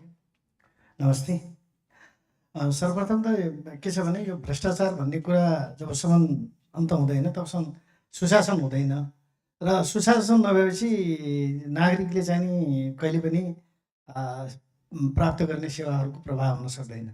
तसर्थ धनगढी उपमहानगरपालिका सुशासनको पक्षमा चाहिँ नि कडा भएर अगाडि बढेको छ। जसरी नेपाल गभर्नमेन्टले 10 लाखसम्मको डाइरेक्ट खरिद गर्ने नियम छ, तर हामी त डाइरेक्ट खरिद गर्दैनौँ। त्यसलाई चाहिँ नि हामी विभिन्न न्युजपेपरहरूमा विज्ञापन निकाल्छौँ र 20 लाखभन्दा माथि चाहिँ नि हामी ई-बिडिङ गर्छौँ र सार्वजनिक सुनवाई गर्छौँ। र अर्को कुरो, अब यो सूचना सबभन्दा महत्त्वपूर्ण कुरा हुन्छ। UNDPले हामीलाई चाहिँ नि अहिले नमस्ते एप्स, नमस्ते मेयर भनेर चाहिँ एउटा एप्स डेभलप गरेर दिएको छ र त्यसमा सपोर्ट गरेको छ र त्यसमा पनि हाम्रा गुनासोहरू आउँछन्, सुझावहरू आउँछन्। त्यो सुझावलाई पनि हामी ग्रहण गर्छौँ र कतिपय सुझावहरू हामीले सम्बोधन गर्ने खालको हुन्छ भने कतिपय चाहिँ नि गभर्नमेन्टको, सेन्ट्रल गभर्नमेन्टको, प्रोभिन्स गभर्नमेन्टले गर्नुपर्ने कुराहरू हुन्छ र त्यहाँ हामी चाहिँ नि त्यसलाई फरवर्ड गर्छौँ। अनि अर्को कुरो के छ भनेपछि अनि त्यसै गरेर सामाजिक सञ्जालमा जति पनि चिजहरू आउँछ त्यसलाई पनि हामी मोनिटरिङ गर्छौँ र त्यो सामाजिक सञ्जालमा आएको कुराहरूलाई चाहिँ नि पनि हामी सम्बोधन गरिरहेछौँ। र अर्को चाहिँ नि मेयरको सचिवालयले चाहिँ नि एउटा WhatsApp नम्बर जारी गरेको छ जसमा चाहिँ नि कामको ढिलासुस्ती होस् या भ्रष्टाचार जन्य होस् या कुनै पनि सुझाव होस् त्यो कुरालाई पनि हामी इमिडिएटली हामीले त्यही च्यानलबाट चाहिँ नि हामीले त्यसलाई सम्बोधन गर्ने गरेको छौँ।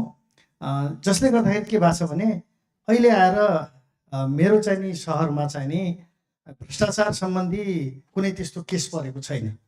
विगतमा धेरै भ्रष्टाचारै भयो यो लोकल गभर्मेन्टमा भन्ने जुन नेपालभरिको समस्या छ, अहिले हाम्रो चाहिँ नि अफिसमा चाहिँ नि कमसेकम हामीलाई चाहिँ नि यो आरोपबाट चाहिँ नि मुक्त भएको छौँ र सार्वजनिक सुनवाई गरेका कारणले गर्दा हामी मात्रै होइन कि जनप्रतिनिधि मात्रै होइन कि जो कर्मचारी चाहिँ छ त्यो उसलाई पनि जनताप्रति जवाबदेही बनाउने जुन सिस्टम बसेको छ, यो सिस्टमले गर्दाखेरि हाम्रो यहाँ सुशासन कायम भएको भन्ने हामीले विश्वास लिएको छौँ।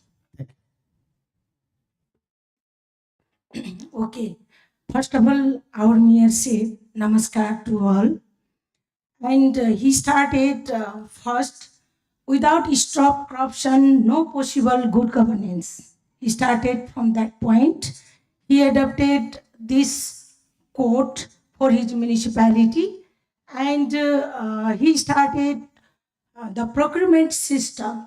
Before, the procurement system was directly happen for 1 million through municipality. These days, for 2 million, they started for e-bidding. And another things, they adopted grievances handling mechanism with support from UNDP Access to Justice project. And from that grievances handling mechanism, many grievances are solved. And in addition to that, he also provided one WhatsApp number, personal WhatsApp number, and from that WhatsApp number also got many grievances through the public, and that grievances also handling directly through municipality, personally or officially. And another thing, he always believes in transparency and accountability. Thank you. Thank you so much. We still have time probably for one quick question. Same question for all the panelists, and then we try to open up for Q&A 5 minutes. I hope you are getting ready your questions. So this is a question for all of you. So we have here heard different initiatives from Hanoi, Baguio City, and Dagari on really the importance of building trust, first of all, with citizens, and then the importance of their engagement in along the planning process, but also the solution creation and the implementation process. It's always easy to say it than to see it materialize. So from all of you, if you can give us 1 or 2 recommendations for the UN and for policymakers on how we can strengthen citizen feedback and citizen engagement in urban planning, and especially in getting cities ready for the future. Over to you. Let's start with Hanoi, potentially. So from my view, very much from grassroots level, I think that in order for citizens to engage, we need to make them care about the city and care about the neighborhood. When they think that the city is just as their home or something like that, then they will willing to contribute and to make the city livable. And from I love this presentation from CEO Lim from Singapore about the participatory approach. So I'm thinking quite a lot about that, and I reflect about Hanoi, and we think that 3 things important. The first one is very much about specification. So when we're talking about consultation, we need to be specific. So what type of consultation about the content, who we consult, for example, and how to consult. So I think that's very important, like specific when we do consultation. Now, lead to the second, because urban management is complex and technical. And a lot of people believe that ordinary people know nothing about urban management. That's why they cannot contribute useful input whatsoever. So how to present the design in the way that people can understand? Like the functional presentation, I think like Singapore, like don't present technicality, but present about the function of the space, etc. So people will see how to relate to them and can contribute and feedback. So I think that's very important. And the third one, collaboration. again, because the city is fair for everybody, right? It's not just for the government, but also for the people, for the business. So how it makes the city viable and livable for all, we think that collaborative approach is so critical. So how the government opens to the citizen opinions, and how the citizen willing not only to critical to the government, but also contribute like idea and solution and even resource to make the city livable for all. So that's my thinking. Thank you. As I said a while back, the best policy that we have adopted is that we will allow all the stakeholders in the community to participate. And we will not dictate, the leaders will not dictate on what they will do, what they will say, but we will just allow all the leaders to just manifest their insights, and for us to pick what best of initiative that it will contribute to us. Then in that way we will craft laws, we will craft ordinances to that effect. Then we will go back again to them and say, is this what you want? So we will allow them to participate, to contribute again, to make that perfect. Why are we doing that? Because of course in the city of Baguio, we respect democracy. And if that would be the wordings or the decision of the people, they will not blame us if we implement the same. So that is the policy that we are adopting in our city. So many people are coming here, coming there in our city, in not only people, but the joint municipalities or some people of the national government are coming to the city of the city of Baguio, and of course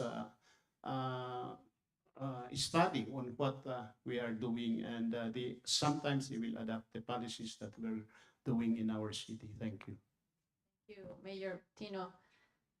Very interesting approach, and it will be great if we have more time to hear really how you are observing change happening with this more participatory approach, how services are being delivered, and what is the quality of life, how is improving in Baguio City, and so we can also document and capitalize this approach. So now let's move to Tangari. Over to you, Mayor.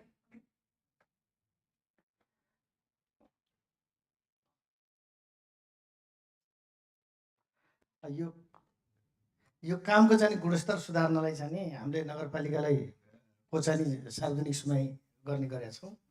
अर्को कुरा चाहिँ नि यो लैङ्गिक लेखा परीक्षण र उत्तरदायी budget निर्माण गर्ने गरेका छौँ। अर्को कुरा यो सूचनाको हक र पारदर्शिता कायम राख्न सूचना अधिकारीको पनि नियुक्ति गरेका छौँ र प्रभावकारी सेवाको लागि आइटी मैत्री चाहिँ नि प्रतीक्षाले जहाँबाट चाहिँ नि सबै सूचनाहरू प्रभाव हुन सक्छ।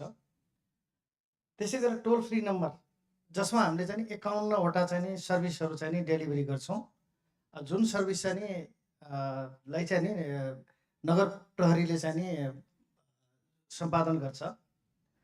त्यसै गरेर तपाईको यो नगरपालिकाले अपाङ्गता परिचय पत्र एकल बिन्दुबाट प्रवाह गर्छ र त्यसमा चाहिँ नि UNDP को हामीलाई सपोर्ट भएको छ। र यसबाहेक धनगढी उपमहानगरपालिकाले विशेष गरिकन यो जति पनि अपाङ्गता भएको व्यक्तिहरू छ उनीहरूलाई चाहिँ नि हाम्रो म्युनिसिपालिटीमा चाहिँ नि 5 वटा क्लस्टर विभाजन गरेको छ।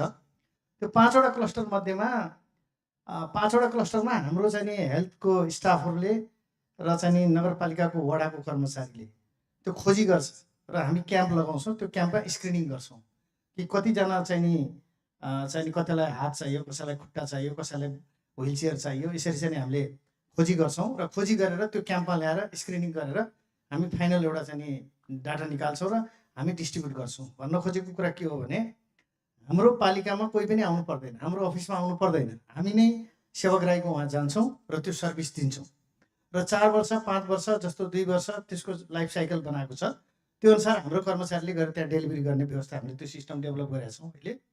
र त्यो क्याम्प लागेको बेलामा चाहिँ उनीहरूको चाहिँ नि सहायता सामग्रीहरू यदि केही टुटेको फुटेको छ भने हामी त्यो मर्मत पनि गरिदिन्छौँ र त्यो कार्यक्रमले गर्दाखेरि यो अहिले अर्का अपाङ्गता भएका मान्छेलाई जुन अर्काको भर पर्नु परेको थियो त्यो धेरै हदसम्म हामीले हटाएको छ र नेपालमै हामीले यो प्र्याक्टिस चाहिँ पहिलो गरेका छौँ। अर्को कुरो चाहिँ नि जस्तो हाम्रो बजेट 7 स्टेप प्लानमा हाम्रो बजेट बन्छ त्यसमा चाहिँ नि अब अरू बाँकी कुरा भन्दा पनि हामीले बुझ्नुपर्ने कुरा के भने हामीले वडामा चाहिँ नि जुन समिति हुन्छ टोल विकास समिति हुन्छ हामी टोल विकास समितिबाट क्षेत्रगत रूपमा पहिले कति बजेट कुन सेक्टरमा कसरी छुट्याउने भन्ने कुरा निर्धारण हुन्छ। त्यो भइसकेपछि एउटा सिलिङ दिन्छौँ र त्यो सिलिङलाई चाहिँ नि हामी वडामा पठाउँछौँ र त्यो वडाले चाहिँ नि एउटा टोल भेला गर्छ र टोल भेला मार्फत चाहिँ नि वडामा आउँछ। वडाबाट पास भएपछि एउटा हाम्रो समिति छ जो डेपुटी मेयरको उसमा संयोजकत्वमा छ। त्यसपछि त्यहाँबाट पास भएर आइसकेपछि बल्ल कार्यपालिकामा आउँछ र कार्यपालिकाबाट पास भएपछि त्यो नगरसभामा गएर त्यसलाई अन्तिम रूप दिन्छ। Thank you. First of all, our mayor said he started public hearing for the maintaining transparency in the municipality, and JC audit also they started for the gender equality. The women and all marginalized communities are getting benefit or not, to check this audit they are doing from this year.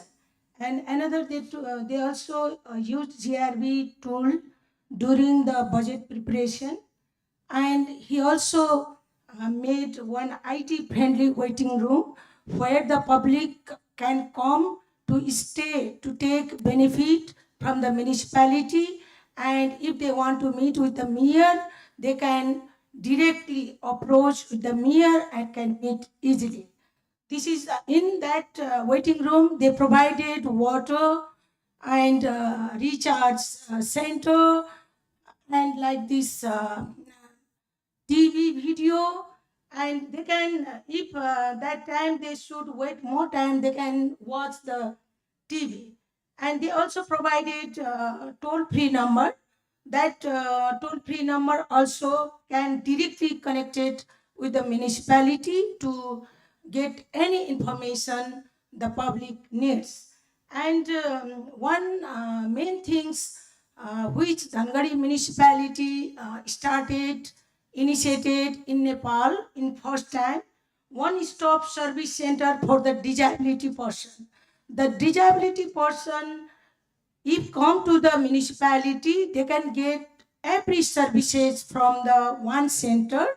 In addition to that, they also provided assistance materials. For this, they organized campaign in the ward level through 5 areas. And that areas can identify the disability person in the ward level and what types of needs they support from the municipality. Based on that, they provided like a hand, food, a wheelchair, and they also make a life cycle. For example, for the wheelchair, they make a 4 years life. After 4 years, if the wheelchair doesn't work, they can replace.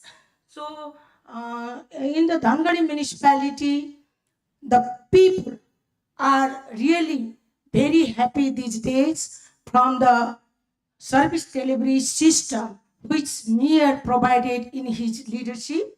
So what he learned from this development approach in good governance, if people wants to do anything, they can do easily and they can change easily. Thank you. We are running over time, but I think we can have 1 or 2 questions for the panelists. I see 1 hand up, 2 hand ups. So yes, we can take them. So Shakil, please go ahead. Thank you, Diana, and thank you very much to all the panelists for a very informative discussion. I just have one question to this. Want to introduce yourself? I'm Shakil Ahmad. I'm from UNDP Cambodia. Uh, so my question may also relate to the panelists from the last session, and this is about how the cities generate their revenue. I haven't heard much about that.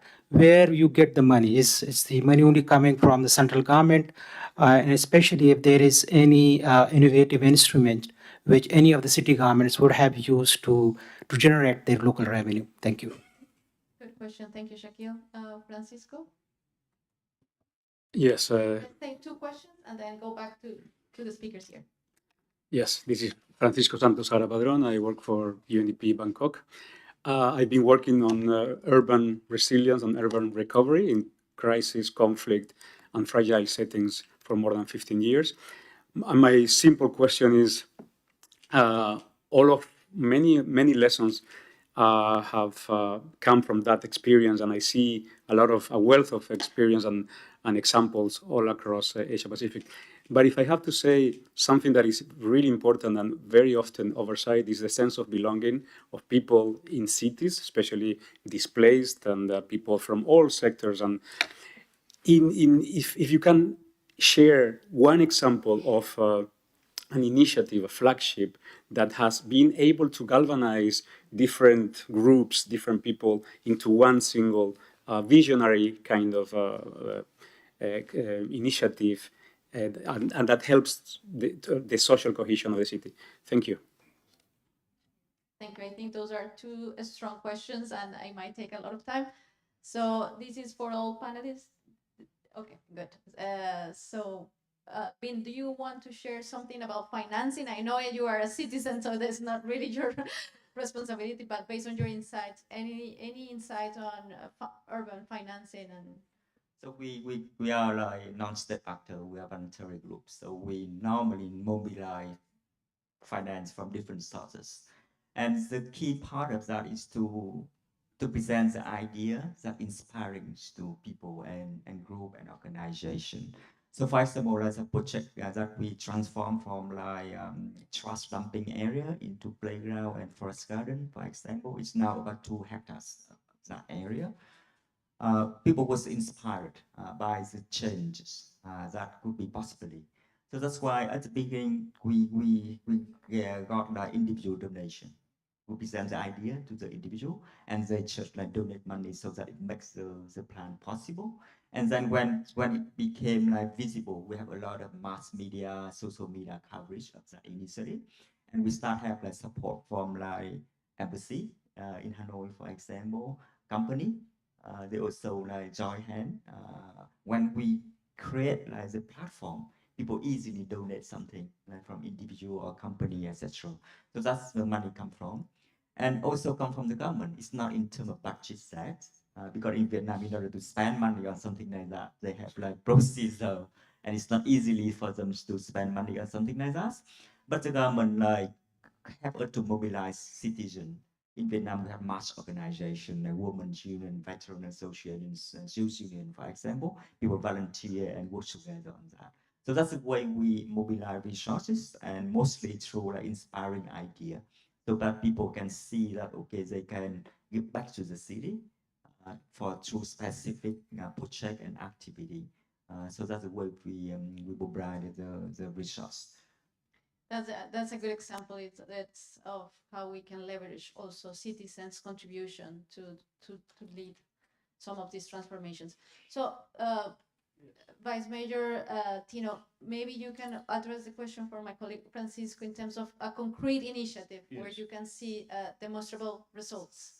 Of course, in the city of Baguio, we prepare our annual budget. Every year we prepare our annual budget. Our annual budget for the year 2024 is 3 billion pesos. I don't know the equivalent, 55 pesos to $1. So almost half of our budget are coming from the national government. That is our share in the taxes from the national government. So we receive half of our budget, then half of our budget is, of course, coming from our taxes, coming from local sources, like our shares in the business taxes, etc., etc.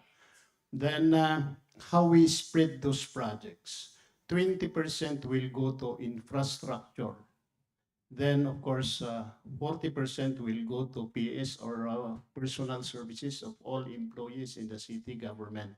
And of course, the rest will go to equipments, other needed like vehicles, like IT programs, etc., etc. That is how we budget our allocation in the city of Baguio. And we allot, I think, 30% for social services. For those that we cannot fund, we tap outside sources. When I say outside sources, we will tap, like, for example, the UNDP. If you could provide us funds, like, for example, to finance activities of women or gender equality programs, then we could ask from outside sources. Like, I think in the city of Baguio, there is one project funded by European Union, channeled through UN. That is waste segregation, like waste segregation to be conducted by senior citizens and women. So that is how the earn, no? Palagin, we always say in the city that or in the Philippines, that's in trust there is fund, there is money. So we allow our senior citizens, women, to work on that. I think that is not discrimination because it's a light job. So that is how we distribute our funds, taxes coming from the national government and those we earn from local taxes. Thank you. Thank you, Vice Mayor Tino. Then in 1 minute, if it's possible, we will hear from the यो mayor. Central गभर्मेन्टबाट पनि हामीले पैसा पाउँछ, त्यसपछि प्रोभिन्सबाट पनि सानो रकम प्राप्त हुन्छ र बाँकी हामीले पाउने भनेको जग्गाको रजिस्ट्रेसनबाट पनि पैसा पाउँछौँ, त्यसपछि बिजनेसको ट्याक्सबाट पनि पैसा पाउँछौँ। त्यसै गरेर चाहिँ अहिले हामीले चाहिँ नि वान टाइम प्लास्टिक बेन्ड गरेका छौँ र अहिले 4 महिलाको सर्भिस सेवा शुल्क बापत 4 महिला कलेक्सनको पनि पैसा हामीले लिइरहेको छौँ र कलेक्ट गरेको सामानहरू बेचेर त्योबाट पनि हामीले पैसा आर्जन गरिरहेछौँ। त्यसै गरेर रेन्ट ट्याक्स पनि हामीले नै उठाउने जिम्मा हाम्रो पनि छ र हामीले चाहिँ नि ट्याक्सको चाहिँ नि दर बढाएको छैन, किनभने ट्याक्स लाउने अधिकार पनि हामीलाई छ केही चिजमा, तर त्यसको दर बढाएको छ र जो दायरा चाहिँ हामीले बढाएको छौँ, एउटा कुरा। अर्को कुरो एउटा इन्ट्रेस्टिङ कुरा छ के भनेपछि त्यो योभन्दा अगाडि जति पनि डिलिङहरू हुन्थ्यो त्यो चाहिँ नि त्यो टेन्डर बिना हुन्थ्यो, करप्सनको कारणले गर्दाखेरि धेरै हुन्थ्यो। अहिले हामीले सबै कुरा टेन्डरबाट गरे हुनाले अहिले लगभग 40% चाहिँ नि हाम्रो चाहिँ नि इन्कम भएको छ। यो टोटल उसमा चाहिँ नि 40% बिलो जान्छ। त्यो 40% बिलो गएको कामले हामीले धेरै यस्ता वेलफेयरका कामहरू त्यो पैसा त्यो एक्स्ट्रा बजेट नै वृद्धि भएको चाहिँ नि हामीले चाहिँ मानेको छ। Thank you. Just a minute. He elaborated that he got the money from the central government, federal government, provincial government, and the local government. They also generate money through rent tax, through land tax, and other taxes. What he has a rights to take a tax from the local government. These are the main sources of the local government resources, and they also do the collaboration with the development agency, UN agency like UNDP. So parallel funding they are doing, and we did the waste management project with the collaborative with UNDP for the waste management, and they also do the property tax and taking based on the property. So for the Dhangadi municipality, there are lots of resources they are getting from the local people. Thank you. Thank you. I think that responds to your question, Shakir and Francisco. So let's give a round of applause to our TL panelists, please. With this, we conclude panel number 2, and I think it's difficult to summarize, but I think my first takeaway is really building trust is essential. Again, as the governor of Bangkok mentioned and highlighted today, is not, technology will not make the transformation, finance is not enough, really is building trust between citizens, private sector, academia, and local leaders to find the solutions and to co-create the solutions that are needed in a multidimensional way and integrated way. Thank you so much for your attention, and over to you, Omar. Thanks. Many thanks again to all of the panelists. I think they deserve another round of applause, yes. Many thanks to all of you for the excellent contributions and sharing your knowledge and expertise. We'll now hear from Ms. Kazuko Ishigaki, Regional Representative for UN Habitat in Asia and the Pacific, who has recorded a video message for us for her closing remarks. Distinguished Excellencies, greetings from Fukuoka, Japan. My name is Kazuko Ishigaki, Regional Representative for Asia and the Pacific at the United Nations Human Settlements Program, UN Habitat. And it's my honor to be offering closing remarks for this eminent dialogue today. Thank you, Mr. Lim En-Fee, Director at Urban Redevelopment Authority, Singapore, for the inspirational keynote, along with all the speakers from Bhutan, India, Malaysia, Nepal, Papua New Guinea, the Philippines, and Vietnam, sharing your experiences. Please allow me to share thanks to Christophe, Diana, and UNDP colleagues for reaching out to UN Habitat to partner on this important area of urban governance, joined together by Lin, Omar, and ESCAP colleagues right on the very eve of the 8th session of the Committee for Environment and Development, with a special thematic focus on sustainable urbanization. Together with UNDP, UN Habitat are already providing support to countries in the region in advancing their national urban policies, reporting on implementation of the new urban agenda, and achievement of urban indicators through urban monitoring frameworks being applied in collaboration with Governor Chachat and the team at Bangkok Metropolitan Administration. In partnership with ESCAP, we have been continuing long-standing commitment to providing a uniquely tailored Asia-Pacific Mayors Academy for Sustainable Urban Development, now in its 5th cycle, fostering a mutual learning network of mayors while providing dedicated mutual training modules, as well as cooperation on critical topics such as localization of the SDGs, transportation, waste, and housing. For all of you today as custodians of urban governance in your respective countries, let me offer a pragmatic view of the reality before us.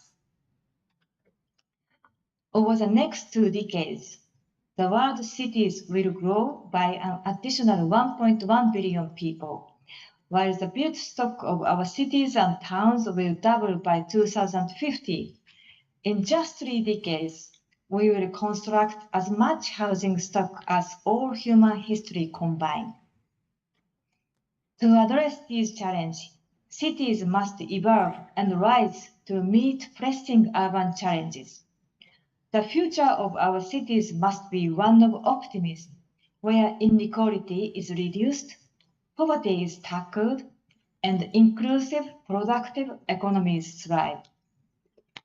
This vision can only be realized through responsive urban planning and multi-level governance systems that integrate finance, innovation, and technology. Your leadership, strategy, and partnership can bring transformation toward the achievement of inclusive, resilient, and sustainable cities.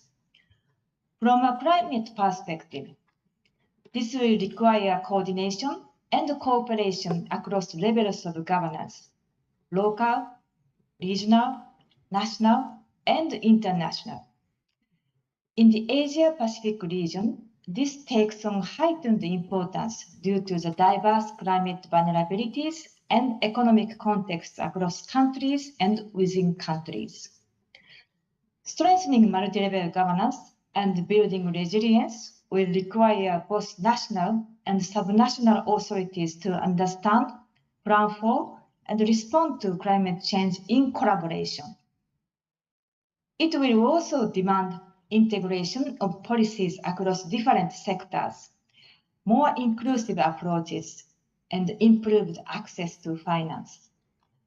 Partnership with civil sector, private sector, academia, and regional and international community is also critical for building adaptive urban governance models.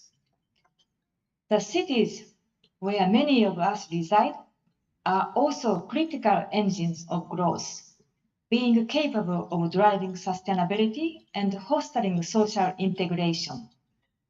As we all know, properly managed urbanization benefits not just across cities, but villages, townships, and rural areas, transcending regional and national boundaries. Let me conclude by sharing a sincere thanks to all of you for traveling from far and wide to Bangkok to exchange on this critical topic of urban governance, hoping that you have found renewed inspiration through this dialogue. Finally, may I extend a warm invitation to our 12th World Urban Forum in Cairo, Egypt, 4th to 8th November 2024, with over 10,000 participants registered and online participation possible for selected sessions where we can continue this discourse, helping to bring your insights from the region. In closing, together, let's build cities that are not just places where we live, but places where we thrive and where future generations, being a core focus of both our World Habitat Day recently on 7th October and upcoming World Cities Day on 31st October, contribute meaningfully, working hand in hand to build a sustainable and resilient future for all, benefiting both urban and rural areas alike. Thank you very much. Many thanks to Ms. Ishigaki for her video remarks. I'm pleased to inform you, distinguished delegates, that a summary and a policy brief from this dialogue will be presented at the 12th session of the World Urban Forum from the 4th to 8th November 2024 in Cairo, Egypt, under the theme of Local Actions for Sustainable Cities and Communities.